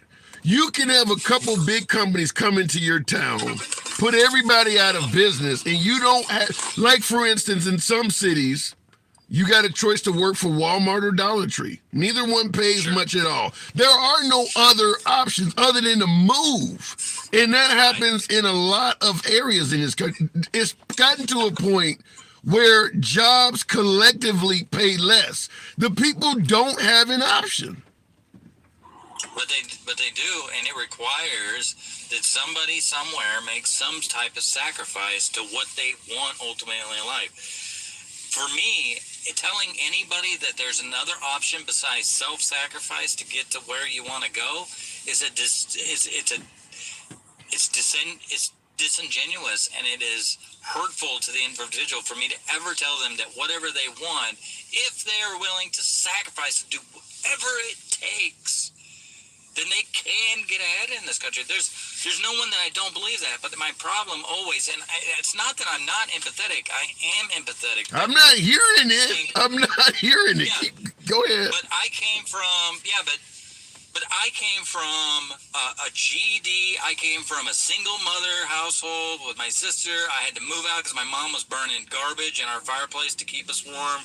This is a woman that worked 2 jobs her entire life till the day she died.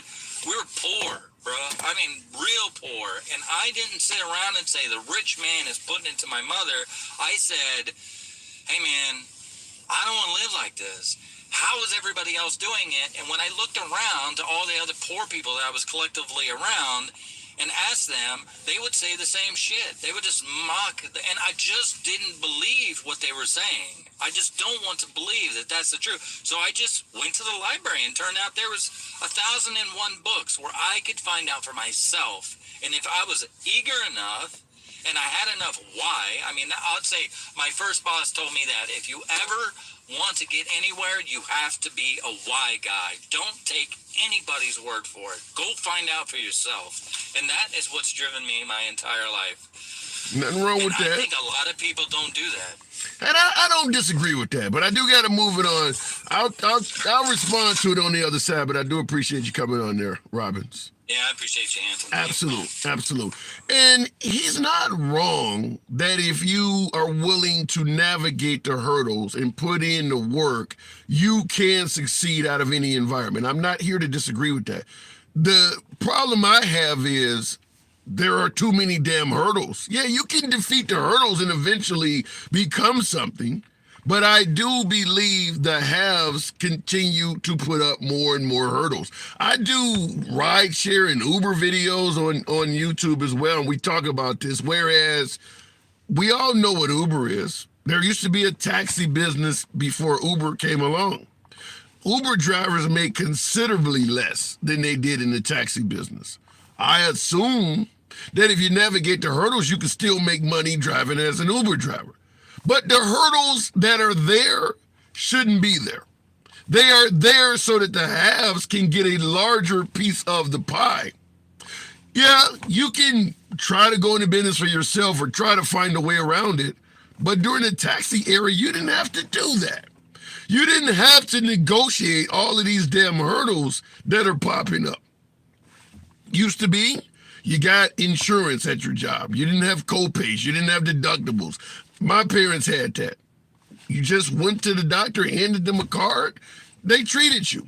Nowadays, out-of-pocket costs, everything's went up. Yeah, you can still make it in this environment, but they've added a significant amount of hurdles to make it harder. The point I'm trying to make is, I don't care what you're doing in life. The more hurdles you put between failure and success, the more people are going to fail. The more people are not going to make it. We've made it harder to achieve the American dream.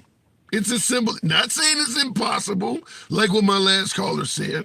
It is still possible, but it's a hell of a lot harder to do it because the haves have made the system, game the system, or as Trump would say, it's rigged, so that once you enter the category of the haves, it's easier to keep your money, and it's harder for the have-nots to enter your realm. It's harder to go from have-not to have today than it used to be in years past. Not impossible, just harder to do so. Looking in the comments, the system is rigged, but you have to learn the system. That's the point I'm making. Not only is it rigged, not only do you need to learn the system, you need to realize they're going to continue making it harder and harder to climb up the social ladder. It's gotten harder. There's no denying it's gotten harder. Backwoods, got a little bubble in the throat. Backwoods, good afternoon. Welcome to the program. Liberal cities versus democratic cities. What say you? Hey. Long time listener, first time caller here. Hey, glad to have you on. Yeah, man. So I'm sure I'm going to get ate up in the comment section with my name and my accent. I'm from here in Appalachia, America. I'm in Knoxville, Tennessee here. I'm familiar. So my thought process on the left, liberal, Democrat cities versus rural, more Republican, conservative areas. If you look at a voting map and you see that the majority of America across is red. Yeah. The main places that are blue are heavily populated cities. Now, my question is almost my answer to this is the people that live in cities, and I'm just going to be blunt, they're like the last caller was saying, it's a different demographic of people that live in rural areas. So why do more people in rural, blue-collar, mid-American jobs vote red, and people that live in the city who either are in a lower income bracket or rich end up voting blue? My take is simple. One word, and I saw it in the comments. I think it was on the YouTube feed that's going on. Diversity. The area, when you look at the map as you talk about, the areas that are red, the cities are blue, the rural areas are red. There's very little diversity in those red areas. It's a lot easier for instance, we talk about crime in liberal cities. It's a lot easier to lower the crime rate when everybody thinks alike. You look at the Republican areas, heterosexual, white, Christian. You don't have to worry about countering with other religions. You're not fighting off the LGBT. You're not worried about feminists, and everybody thinks the same way. It's real easy. And you don't have any neighbors to even argue with at all because you're out in the middle of nowhere. It's real easy to work together when there is no togetherness in a lot of rural areas.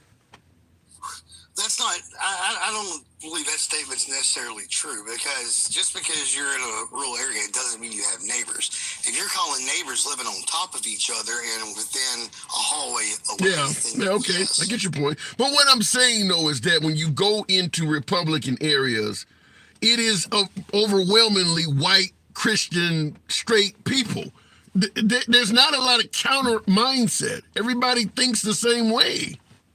Okay, so then my question back, I don't want to say argument, my question back to that is, in the cities where there is more diversity, why do they vote more Democratic then? Oh, that's an excellent question. And the answer, different people and different mindsets, how are they voting that way? That's an excellent question. And the answer is simple. Republican politicians generally cater to the parameters that I just mentioned, straight white Christian people. Democrats often concern themselves with the LGBT community. They concern themselves with feminists, the Me Too movement. You guys think all them people are snowflakes and full of cancel culture. So when you put a bunch of diverse people together, you're going to have a hell of a lot of people that get no love from the Republican Party. Because hell, a lot of them are snowflakes and cancel culture people. They're good. Like right now, you got women fighting for, the right to terminate a pregnancy or whatever you want to call it. Your side thinks that all of that shit is an abomination of God. They're not. So the diversity you get in a city, it involves a variety of different opinions. And a lot of those opinions are almost insulting to the Republican Party. So they're going to vote for somebody that they think has their issues at play. If you're LGBT, does it make sense to vote Republican? I've got arguments that go both ways on all of that. Okay. I'm kind of the weird Republican, I guess you would say. I don't even consider myself a Republican. I'm what you would call I'm a middleman. It's like I look at my stance on who I'm going to vote for is, and some people are going to say this is me thinking about myself, but you got to take care of your home. Everybody does. That's nothing wrong with you thinking about yourself. Everybody does. It's like I look at what's my pocketbook look like so I can take care of my family. Okay. I look at what policies and what ideas does somebody have that is going to strengthen and keep our military strong. Because yes, we've had a strong military forever, but every nation ends up falling. So you've got to keep a strong military. Okay. And then lastly, I look at, I think a lot of these politicians, the 99% of them, it's just a game. That's what politics is. It is a game.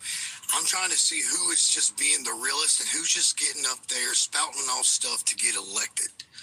And they all are. That's why I have a problem with. I mean, hey, I'm honestly, and so everybody can assume and know that. Did I vote for Trump? Absolutely. Would I vote for him again? Absolutely. And the reason that I lean that way is I think he needs to shut up. I think the guy overspeaks himself, and he has lost a lot of support because of his mouth. But yet again, he gained a lot of support because of his mouth, because he spoke like regular American people do. But wait, hold on a second. When you say Trump, and I'll let you continue, but when you say Trump spoke like regular American people, do you think Trump would be a good mayor of a diverse town, a really big city like Chicago or New York? Do you think somebody that acts like Trump would make a good mayor for a variety of different types of people? And that's a good point. I mean, I can't say that because I can only look at it from my perspective and my experiences in life. Case for point is I grew up in a very small town that had about 10,000 people in it until recent years. It wasn't until I got out of the military that I started seeing a lot of what I guess you would call like racism in people. And I come from a small town. I mean, and we had all different types and religions. And what town were you in? What small town were you in that was that diverse, different types of religions? And where were you at? Are you talking about in the military? Oh, was it in a? You said you were in a small town that had all types of different religions and things like that. Where is this town at? It was located in south central Kentucky, right on the Kentucky-Tennessee border line. And the reason that I would say that is that we got along then is because it didn't seem like we didn't have social media. I'll tell you that for one. And we just, I don't know. It's like everybody was a neighbor. We saw each other for what they were. We didn't look at it as you're a black man, I'm a white man. And it was just a different. I believe it was a different time. I think that the way that social media has taken control and people are easily persuaded now and ideas are pushed on them, that it has divided us more and more. I don't know. I gotta say, like when I asked you, do you see Trump as someone that would make a good mayor for a diverse town? Now, obviously, Trump's overwhelming support is coming from rural areas, and we know rural people don't like to live like city people. They live differently. So the fact is, seeing so many rural folks supporting Trump, that should be your answer, that he would not be a good politician for a diverse area. Because if you're a good politician for a diverse area, usually the rural people don't like you. And there's a lot of love for Trump in rural areas. I'm surprised you didn't, because you were like, I don't know. I'm surprised you didn't catch that right away. No, I get what you're saying, and it's a valid point. I guess what I'm saying is I don't know. Is I don't have a valid argument to it to make a good point. How not? Things, but it doesn't make sense because I fully understand what you're saying. But then I go back and I look at, people like, what's her name, Lightfoot, that was in Chicago. Lori Lightfoot, yeah. Yeah. I mean, dude, she did everything but say she hated YT people, Yeah. Well, Chicago didn't like Lori Lightfoot either. She only got one term, so I'm not going to necessarily say that Lori Lightfoot was the hero of Democrats. They didn't like her. The black people in Chicago got rid of her. In fact, I'm from Chicago. My family did not like her. So right off the bat, yeah, Lori Lightfoot, as you're pointing out, came across as being racist. Chicago got rid of her. Trump, to a lot of black people, is racist. They're not getting rid of Trump. They want Trump to come back. Chicago's not saying we need to re-elect Lori Lightfoot. She is gone. I mean, like I said, I'm not this person that's just diehard Trump or whatever.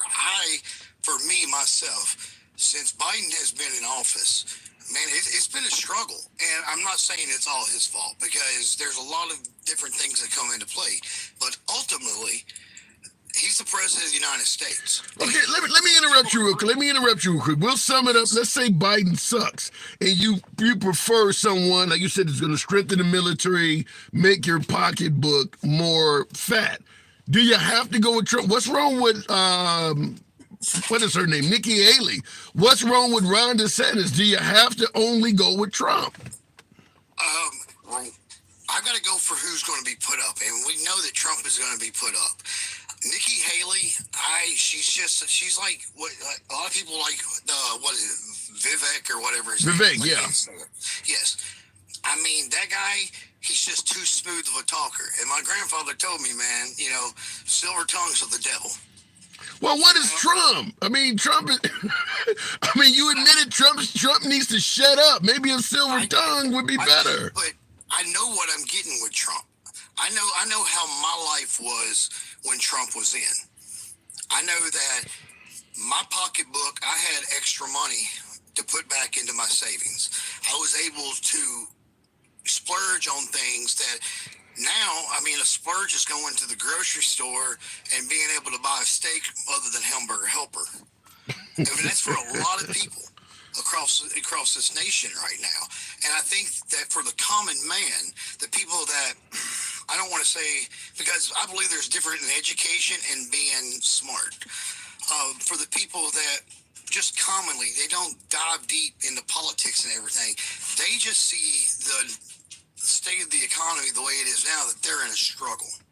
And when they're in a struggle, they're looking like, who's in power? Okay. Right now, Biden's in power, and we are struggling. Well, under Trump, we weren't struggling as much. Yeah, and I would push back by saying, like what one of my earlier callers said, I don't think people in America are struggling as bad as they used to. I'm not saying that the economy is great, but there's no denying gas prices are not that stressful anymore. The price of eggs has went down. It's not as dire straits as a lot of folks on the right are saying. It's not great. I'm not going to argue with that. But it's not 2021 or 2022 anymore. We just had Thanksgiving, the largest traveled holiday in U.S. history. If people were poor, they couldn't go on those trips. People are not struggling to that. I'm not here to say that Trump's economy during that time, things were not good. But I think the argument that Trump's economy is universes ahead of Biden's, that distance is closing. It's not as bad. This time last year, people were saying we were about to enter a recession under Biden. That didn't happen. Things got better. So the more the economic numbers between Biden and Trump closes the gap, stuff like abortion, LGBT, all that other stuff starts kicking in. Because if I'm dirt poor, then I ain't got time to focus on abortion or LGBT rights or any of this other shit. But I don't think the country is dirt poor anymore. They're able to now look at these other issues and say, maybe the economy was better under Trump, but this other stuff, he's treating people like shit. How do you respond to the other issues about Trump? Well, the other issues of him treating people, like you say, like shit. Well, you admitted the way he talks is awful. His voice, his tweets. You're treating people like shit. Okay, and yes, with the way his rhetoric is, I can't even talk right now, but the way that he comes across with that, he treats people like shit. But we see that he's treating us like shit right up at the front instead of at the end. To me, I see a lot of Democrats, whenever they're running for office, they always go after POCs. They always go after the POC vote. But then when you look in these blue areas, what has actually been changed that's helped them benefit them? Nothing, because they got their vote. They're done until 4 years come back up, and guess what? Now it's time to cater to what they want again, and make them believe that they're going to get something. And all they're getting is a vote out of it. I gotta push back from you on this simple stuff. People of color, for anybody wondering what the LPOC is, but I'm sure everybody does. But in regards to what the Democratic Party is doing for people of color, I think universal health care coming from Obama overwhelmingly would help people of color, even poor white people. Some of these, what do you guys call entitlement, what do you call it, tuition forgiveness, that would overwhelmingly benefit people of color. I don't know if you're discounting that stuff, but that's stuff coming from liberals that folks on the right is pushing against. If you gave tuition assistance to Americans, people of color like yours truly, I got 3 fucking college degrees. That would save me a ton of money. Universal health care. I'm tired of paying huge deductibles and co-pays and all of this stuff that folks on the right didn't want me to get. That's people of color shit. You don't see any value in that? No, I absolutely see value in it, and that's where my thing is. It's not let's do loan forgiveness. No, I don't. Universal health care. No, it has to be better controlled to the fact that there's no reason why I should go to the doctor and for a bag of saline be charged $1,200. That's ridiculous. That is the problem. It's not the universal health care. The problem is the cost of it. We've let lobbyists basically control the price. And yes, is that to do with capitalism? Absolutely, I get that. But that's what you promote is capitalism. You don't want to hear the word socialism. You're promoting what you're saying is a problem. The capitalism, it works. I guess for capitalism to work, like the last guy was talking about, it has to be agreed upon between all parties. Okay, how have we agreed to pay $1,200 for a bag of saline? That is the problem. Well, but once again, it is your party that does not like big government and overregulation. If we're going to bring down the price of saline, that's going to come from government intervention. You guys like the free market. The free market is why you're getting hit so hard. You need the government to step in and say, listen, you can only mark up the price of saline so much. You guys are not for that. You want the free market to dictate whatever it can charge. That's why we're in this. I do not dispute that, and that's why I said I'm indifferent from Republican and Democrat. I'm just a person of color answering your question. I give you the last word. I got to move it on, though. No, and I appreciate your time. And like I said, I love listening to your lives because you give everybody a chance, and you do see both sides. As far as you were talking about with college, my wife, she decided to go back to college. I understand that. And I go back to there too, is that something has to be done to regulate what these people can charge, no matter if it is big government stepping in or whatever it is. What I'm sitting at is we have allowed this to happen, whether you're Democrat or whether you're Republican, it doesn't matter. We as American people have allowed this to happen. And until we stop allowing this to happen, they're just going to keep doing it to us more and more, because once prices go up on things, 90% of the time they don't come down. All right, and I don't disagree with that. I agree with that 100%, but I do got to move it on backwoods. Thank you. Absolutely a pleasure. And I enjoy speaking with my callers. Just like like I said, we have a difference of opinion, but I don't ever believe in censoring, banning, or blocking anyone. But I did want to point that out, that a lot of the issues that he was stating, when you allow big business to make its own rules, because we're, folks on the right are not for government regulation, not for government interference. Let the free market decide. Well, if you got a few big players in the free market and they can get together, they can start controlling prices, such as a monopoly, for instance. You can't leave it up to the haves to decide what's in the best interest of the have-nots. historically, we know they don't play by fair rules. Without government intervention, the more you take away government intervention, the more people get exploited. What have we done? We've gotten rid of unions. We've kept minimum wage stagnant for about a generation. Do you see where the haves are deciding on their own to do what's right? No, they're fighting to keep minimum wage down even longer. So I'm not a fan of, well, let's get rid of government and regulation and let the free market decide. No, the free market will fuck you every time. He brought it up himself. I'm not for universal health care is what he was saying, but I think we need to get down the price of medications and things like that. You can't do that without government regulation. Go to one hospital, they've marked Tylenol up to $10 a pill. The next hospital has marked it up to $9 a pill. Without government regulation, who's going to stop that? The free market leaves you a choice to go where you want. But if you get shot in front of a hospital, you're not going to tell the ambulance driver, well, take me across town. They're cheaper with aspirin. You don't have a choice. You don't have a choice. You need government regulation. And the right is totally against government regulation on virtually any of these issues, which has been incredibly helpful to the rich. It's been incredibly helpful. Looking in the comments, better hope, what does that say? Better hope your sweater don't catch fire. I'm just gonna sit in the car and burst into flames, huh? Yikes.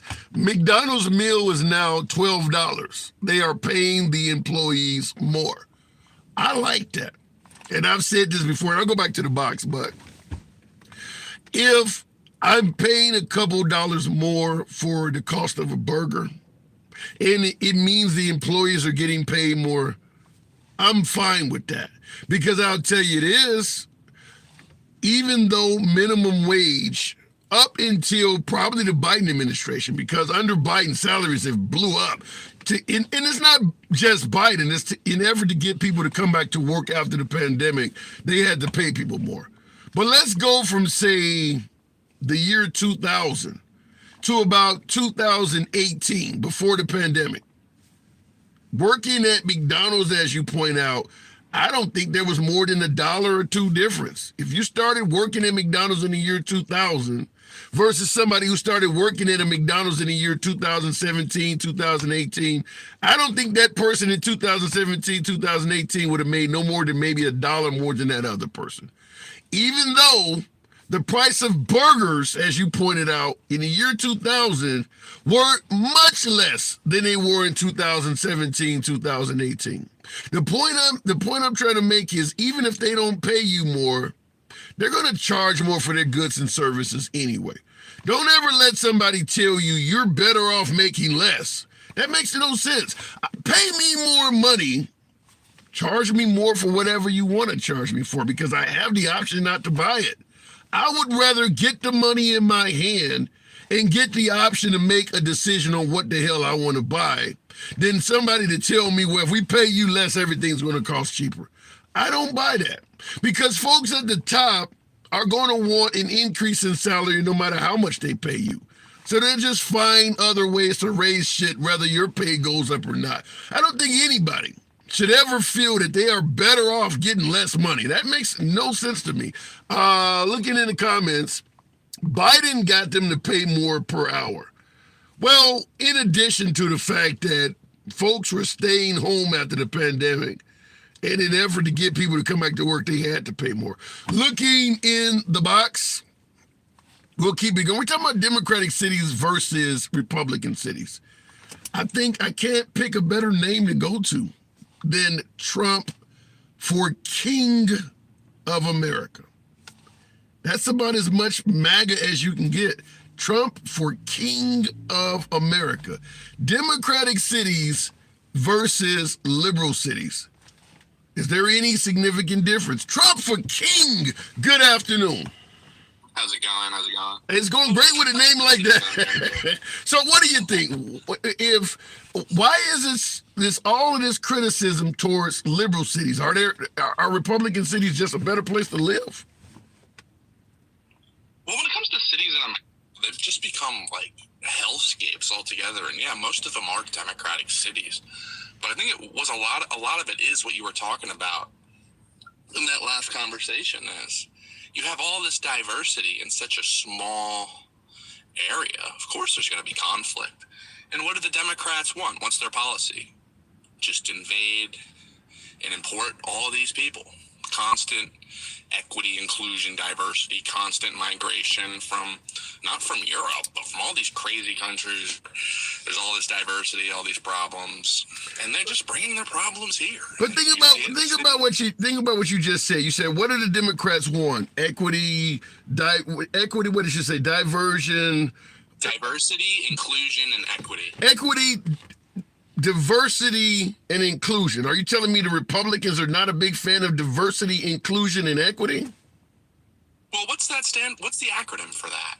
DIE, die. I think it's interesting. So, I mean, think about it. Diversity, that's just a code word for anti-white. There's no interest for the majority population. Is that really, wait a minute, is that really what Republicans hear when they hear diversity is anti-white? Trump for king, are you there? What is diversity? Diversity is a bunch of different people. Check. Sorry, I had a connection blip there. Yeah, no, but what is diversity when we see it instituted by our government or by these private institutions? It's just we need half the airline pilots to be non-white, or we need 50% of the hires to be non-white, or we need 80%. Why is that? Diversity. But why is that? Excluding. Why is it possible that's because whites did not want to hire these people on their own to the point where you had to have the law require they hire other people other than just white people? I think we got a bad connection. I really want to. Maybe we had a meritocracy. It's not like black people weren't hired, right? Yeah. No, they weren't hired. Yes, that's exactly what we had. Black people were not hired. But we had a black president. Okay. Meaning what? Meaning that, like, if you could be president, how can you not get a job at, like, Costco? If you put all of the presidents that have served, Biden is the 46th president. You put all 46 of them on the wall. Does that make America look diverse to you when you look at all 46 presidents and this one black dude is hanging out at the picture? That looks like diversity to you. Well, I don't know. I wouldn't want it to look like, well, there's an Indian, there's a Guatemalan, there's some Lebanese person, there's someone from Saudi Arabia. I think it should be Americans, and Americans are, they're white people. That's what, they're not, just because you can be born, just because you're a dog born in a stall, it doesn't make you a horse, right? Okay. I don't know where that's going, but okay. So I'm serious though. You see, when you look at the 46 presidents that have served this country, when you see all of them pictures, that looks like diversity to you. Our goal isn't for diversity. Like when we pick a leader, it's like, what was the 46 of the presidents? They were representing a country that was majority white. So yeah, they should have a white leader. Why is that so crazy? So what you're saying is because America is majority white, the leader of this country should be white. I don't think it's a necessity. I do think Rams. I would prefer that, but I don't think where we're at now. I think we should shake it up. Why would you prefer that? Why would you prefer that? I think any strong nation would just want someone from their country to be the leader, right? Imagine if I went to China, had a kid, and my kid became president. That would never be allowed because my kid doesn't love China like how they've loved China. So what are you saying? Whites love America more than blacks or Hispanics? I'm not talking about black. Well, I think they're just as American as white people, but a Guatemalan, Well, we don't. I get you. I understand, but I'm simply saying. You said America is majority white. So it makes sense that we would have a white president. We have a large black and Hispanic population. They're just not as many as white people are. I'm asking you, so you're saying it basically because we have a white majority country, blacks and Hispanics shouldn't be president. Or you said it would look talking about over the last few decades, yeah, we have had a large majority of Spanish people immigrate into our country. But does that mean that one of them has to be president now? Why? I just don't see the reasoning for that. So what are we using to select our commander in chief? Is it simply the fact that they're white? I mean, if a Hispanic comes in the country, maybe they're a first generation immigrant. They should be American. They gotta be American, and Americans are predominantly white, right? Yeah, but why can't the Hispanic, let's say a Hispanic mom, hold on. Let's say someone's mom that is Hispanic migrates to America. She has a child here, so that's first generation. But he's educated, he knows the country, he knows the Constitution. He is Vivek Ramaswamy, for instance. Why can't that person be president? Well, I think it would be a lot easier to compromise someone like that. Do they really love the country? Like, I mean, there's plenty of countries that would never allow that. Saudi Arabia, China, all these. Or you think you could pull that off in Russia? You think I can move there in one generation? Yeah, but you do realize you're naming a bunch of oppressive countries, and we're claiming to be free, though. I mean, we're claiming to be free, but like, are we really free when we have these people, all of our leaders, they're not loyal to our country. It's clear. Look at the new flag of Minnesota. It looks like Somalia. We're being taken over. No, wait a minute. Did you not notice the Mississippi flag has a Confederate flag in it? And they actually did want to separate from the United States. History. What? American history. Somalia is not. Wait. But America history, the Confederates wanted to divide the country. They are exactly what you're complaining about. Somebody that was not pro-America wanted to break the country in half. They tried to murder Abraham Lincoln, yet they are part of the Mississippi flag. You don't see any problem with that. I mean, I don't think it's a Confederate flag, is it? Yes, it is. Yes. I mean, the Confederates stood up for like the high taxation. I thought it was pretty cool how they were rebellious. They wanted the government. And Trump for king. They tried to kill the president of the United States. I don't think the whole entire southern portion of the country was in on the assassination of President Abraham Lincoln. Yeah. But like. I mean, that's like saying all of Hamas was not in on the invasion of Israel. You don't have to. You're part of the group. You're part of the group. That's like saying that's like me blaming every, Jewish person for the terrible atrocities in Gaza. That'd be insane. Okay. No one's doing that. Like, wouldn't you say that'd be an insane? Like, if I just went up to a random Jewish person, yeah, but what's okay? Actions of their government. All right, well, let's go back to. I don't want to get too far off the topic, but just making it clear, you do believe because America is majority white, it makes sense to have a white president. I say it makes sense. It's not a 100% absolute. What percent is it? What percent is it? America currently, it's like 68%. Right. So the president is. I think a lot of these people, like if you're a first generation, like when it comes down to it, I disagree with the fact that, well, we don't have all these Latino or Guatemalan or like whatever you want to pick, black. Now we have to go, since there were so many that were white, now we have to just go hand it to a black person. If it organically happens, sure. But when it's like Kamala Harris and, every single white person is excluded from the job, but you just hand it to this black woman because she got on her knees for it. Like, what do you mean she got on her knees for it? Where is that coming from? I know what I'm talking. I mean, I'm not gonna get into that, but All right. We know how she works. So, We know how so she let me ask you this question in regards to somebody getting on their knees or just getting a position because they're black. You do realize that throughout most of America's history, if I went for a job and you went for a job, you were guaranteed to get the job simply because you were white. That is how most of America history operated for at least the first 150 years or more. You would be guaranteed to get a job over me simply because you were white. Now all of a sudden it's happening in favor of black people just a little bit, and it's wrong. Not just a little bit. If you look at the article, Wall Street promised to hire less white people, and they did. 2022, it's like 3 different outlets reported on this. Ever since George Floyd got the knee on his neck, 1 out of 23 hires from the S&P 100 have been white. That's absurd. That's going to be your elite of America. So was it absurd when none of them were black in the past? Was that absurd?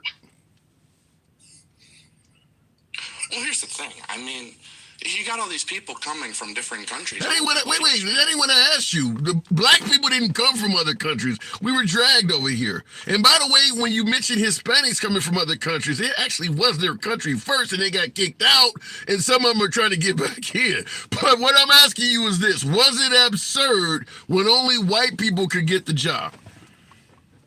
Well, when it comes to like bigotry against black people in America, I don't think the only reason for that was like blind hatred and racism. What was the other reason? What was the other reasons for being bigoted? Like black behavior, possibly. What have black people done in terms of behavior that justifies being bigoted towards them? Like their criminality rate, like 1 in 5 will commit a felony in their lifetime if you're a male.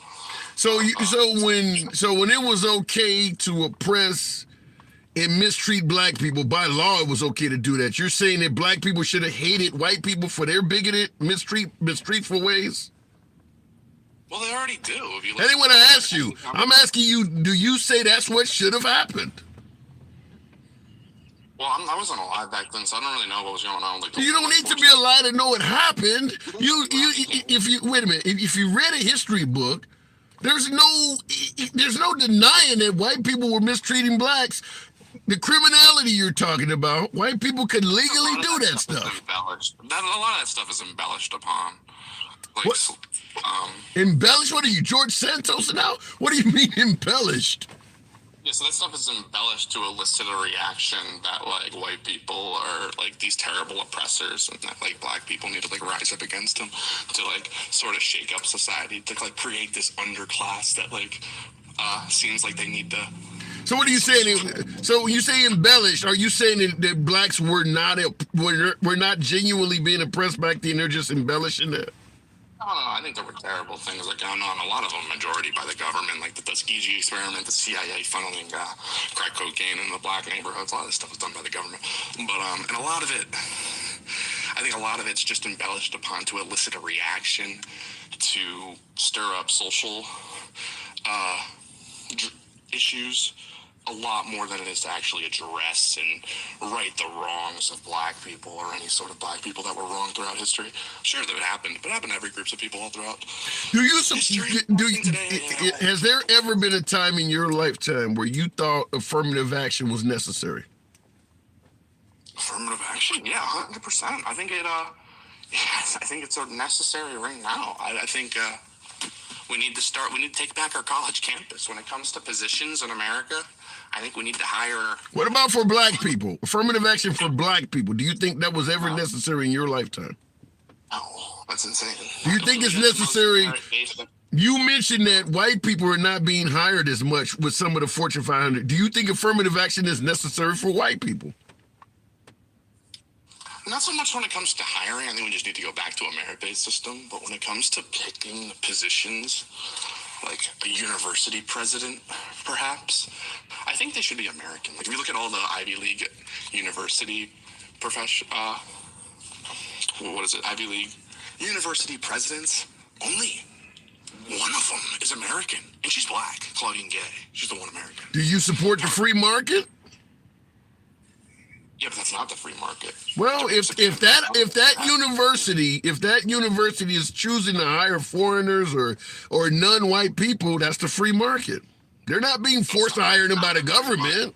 Well, actually, we've been paying attention to the news recently. Pitt, Oxford, a lot of these university presidents, they were actually subpoenaed by Congress, brought in front of congressional hearings, and they were browbeat, not for being anti-Semitic, but not for being not pro-Israel enough, not being anti-Semitic enough, not for pushing back against their I students. definitely heard. Let me say, unfortunately I do gotta move it on. You know you're always welcome back. But let me get clarity right before I move it on. Now you do support Trump. You got Trump for King as a name. So you're MAGA, correct? Let's go. Yeah. How do you respond to folks after hearing you speak for a few minutes that think you're racist as hell? How do you view that? People hear you talk and you sound like... Yes, for sure. I love everybody. I think, everybody's got a soul. Everyone was created by God. But when it comes to being called names, I think us conservatives, we have to stop. We have to stop being afraid of being called racist, misogynist. Like, that stuff, it's not working anymore. We all know it's bullshit. You mean you gotta stop being called names like Pocahontas and Crooked Hillary and the name calling is wrong is what you're saying, right? No, I'm a fan of the Crooked Hillary, but I think we should stop being afraid of being called names, like being called racist, being called anti-Semitic, being called, a colonizer. All these things are ridiculous. They're overplayed. This stuff worked 10, 15 years ago. But nowadays, people realize everything's racist. Everything's anti-Semitic. I gotta fair enough. In regards to saying it worked 15 years ago, I gotta tell you, with you admitting that you're MAGA in what you just stated, you're probably more currency for folks calling that party racist than anything that anybody can make up. You got to think, you got to understand your statements. A hell of a lot of folks that are not white are going to think that stuff is racist. I understand you think differently, but just want to point that out to you. Welcome back anytime. They say the same. They all say the same thing. It's only racist when, I feel like a white person says it. That's the problem, because we got to get a little bit of white identitarianism back in this country. Like, we're being attacked, and all the white people are just standing around like, oh no, we're not a group or anything. We don't have any sort of interests. And all the black people are like, go get Whitey. We got to remove him from power. Wow. People are waking up and they're starting to realize, like, maybe we should start fighting for our interests, perhaps. Black people are fighting for their interests. Asians are fighting for their interests. Maybe the whites should possibly get in on that before it's too late. All right. Trump for King. I do got to move it on anytime. Come on back through. Have a good one. Hey, you too. And as always, what do I say on every program? I don't stifle free speech. Me and the last gentleman obviously probably wouldn't even agree on the color of the sky. But I do believe in free speech. I'll let the man speak. Looking in the comments, you had a good run. Man said he loves everyone, but hates diversity, equity, and inclusion. Look, I like to let the people speak. I can't control what's coming out of people's mouths. You know how the program works, but I am a huge proponent of free speech. I will defend the right to speak all day, every day, even if I'm disagreeing with everything a person is saying. Looking in the comment, I'll go right back to the box. I don't know what else to say, but I'll give it to Stick the Ruler. He been holding on. Stick the Ruler, what say you? I'll give you the floor. You sat through all of that. And so you go ahead. My God, yeah, I did, and my Hajna is up. Man, this guy had the nerve to say that people of color don't need positions in whether it's companies, government, or whatever the case may be. Like, he straight disrespected Kamala. Yeah. Nobody said anything about Sarah Palin and what she had to do to try to run for president. Nobody said anything. He didn't say anything about Hillary Clinton, even though he said he liked that little Hillary Clinton line. He didn't say nothing about Hillary Clinton. So all of that trying to play around and act all smooth with it. Yeah, you a smooth racist.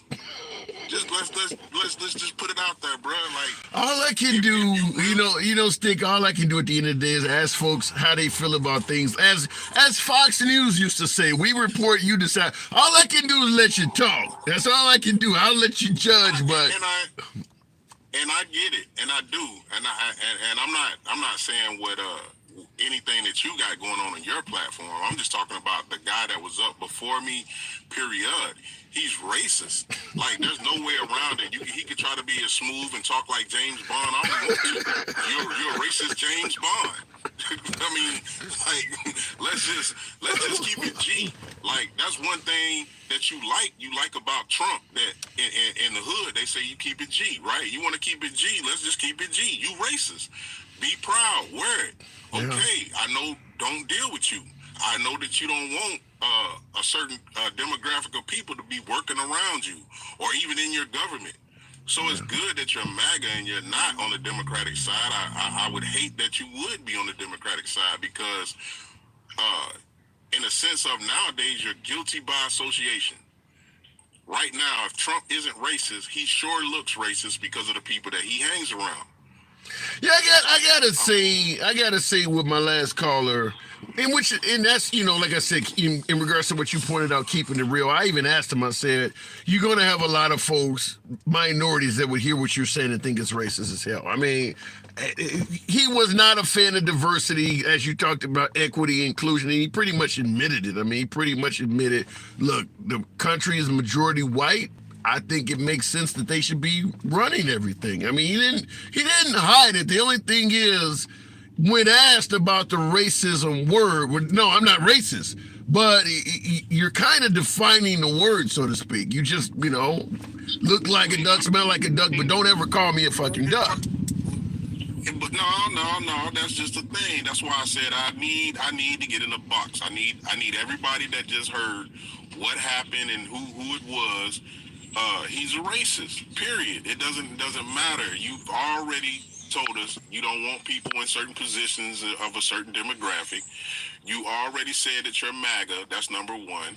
You already said that, 68% of the country is white, so it should be ran by a white guy. Oh, like, guess what? Some of those 68% are not just voting for white guys. They're voting for their best interest.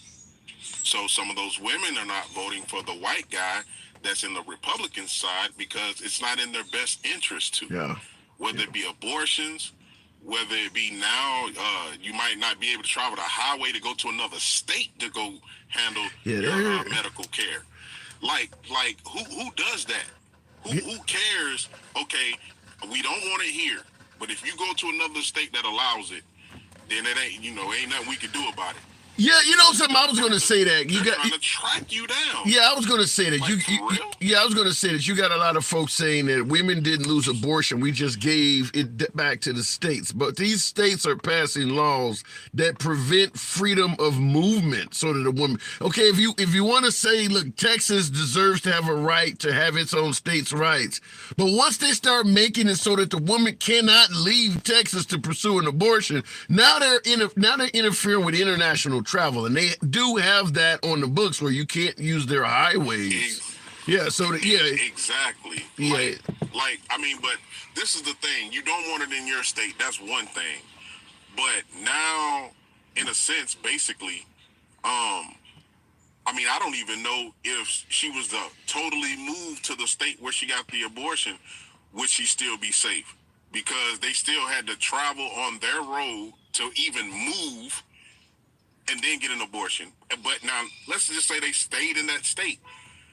Okay, you still traveled their road. You still went over. Have a warrant. You pointed out. You're pointing out something, that a serious problem that could arise from this. Whereas, if you have a state that is pro-abortion, and a woman leaves an anti-abortion state and comes to one of these areas, in that state, like Texas, puts a warrant out for her arrest because she used the roads to leave that state and go to, you could start having pro-abortion states refusing to extradite. And that's what starts dividing the country up, because if let's say Illinois says, we're not going to extradite anybody that's wanted for abortion back to Texas because we don't support that.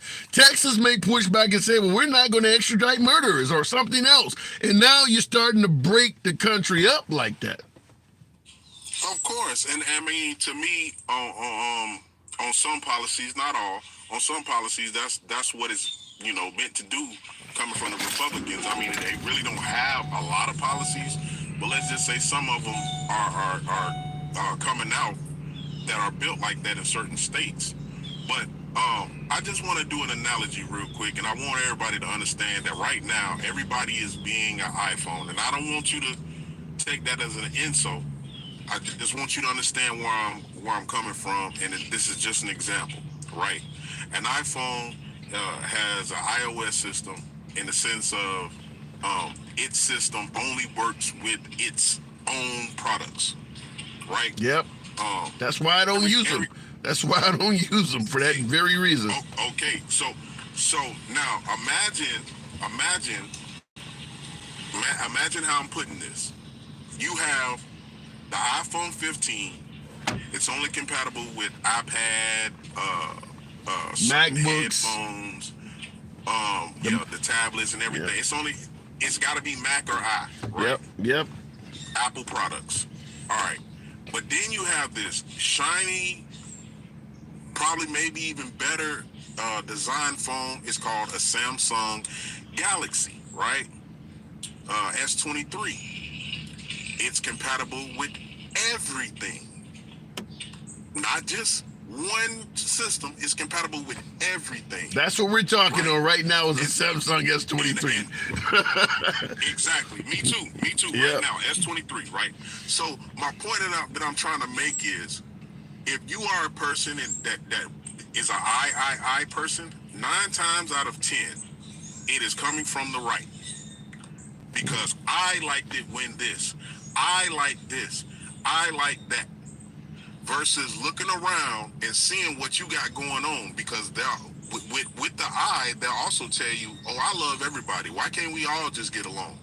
Well, we can't all get along because you only want that one system to be compatible with you. It's a good example. I get your point. Yeah, I get your point. Versus being diverse and being compatible with different systems, and I don't have to hack into it. I don't have to try to make it work. I don't like even the pieces that come with it is just for that phone. Yeah. You can't unplug your phone and put it into another phone. So I get your example, but let me hold on. I get your example, but let me ask you this: Do you think the last caller was possibly trolling? Do you think he genuinely feels that way? I feel like he genuinely feels that way because, again, he tried to sound smooth like James Bond. Like I said, like a racist James Bond. But he tried to, come off intelligent. But at the same time, I think you had him silent on a question for maybe like 10 to 15 seconds. He didn't even know what to say or how to even come back at it. So you could tell he was a MAGA moron. I'm just being honest. And I'm gonna keep saying it again. With MAGA, Make America Great Again, it sounds like the South shall rise again. So he was the pinnacle example of what the left is talking about when it comes to MAGA. When President Trump got up there and said MAGA Republicans, that's who he was talking about. Yeah. He has some strong opinions, no doubt, but I do got to move it on, Stick. I do appreciate you holding on, as always. Always a pleasure. I appreciate you. Absolute. Yep. And lactose intolerant. Fair enough. All right, looking in the comments. Okay, people, the vice president name is pronounced like the wrestler's name, Kamala. Remember the Kamala with the moon and the star? You got to be old enough to know who Kamala even is. He used to have a black guy fit I don't know if you could even have Kamala in wrestling by today's standards. I mean, it would be like, he might get cancel culture because he was like stereotypical bone and nose African almost, if I'm correct. That's been a long time ago. Uganda, somebody said, but he had a big ass moon on his belly. It's like some shit out of Mike Tyson's Punch Out or something. I don't know, but I don't know if you could have that on TV nowadays without some Ugandans like, you guys representing us in those shitty ways. I came from Uganda. Nobody had a moon on their belly. I don't know if you could get away with that, but that is funny and definitely trivial. I haven't even seen that in a long time, but it did definitely jarred my memory. But yeah, in regards to Kamala or Kamala, or whatever the hell her name is, she needs to get out on the campaign trail. Just like I often talk about, Joe Biden is taking more flack than he probably deserves because people think the economy is even shittier than it is because he's not telling people the good points of things. If Biden stutters, can't put together a sentence oftentimes, then get somebody else to do that shit. But somebody should be out there talking to the people. Right now, Trump is holding rallies everywhere, but it ain't just Trump. Nikki Haley is holding town halls and rallies. Chris Christie, I'm watching him on YouTube doing town halls more than twice a week or more. Chris Christie is all over the place, and he's like 600 pounds overweight, and he's standing up and doing that shit. Find a way to get folks out to talk to the people about what Biden is doing.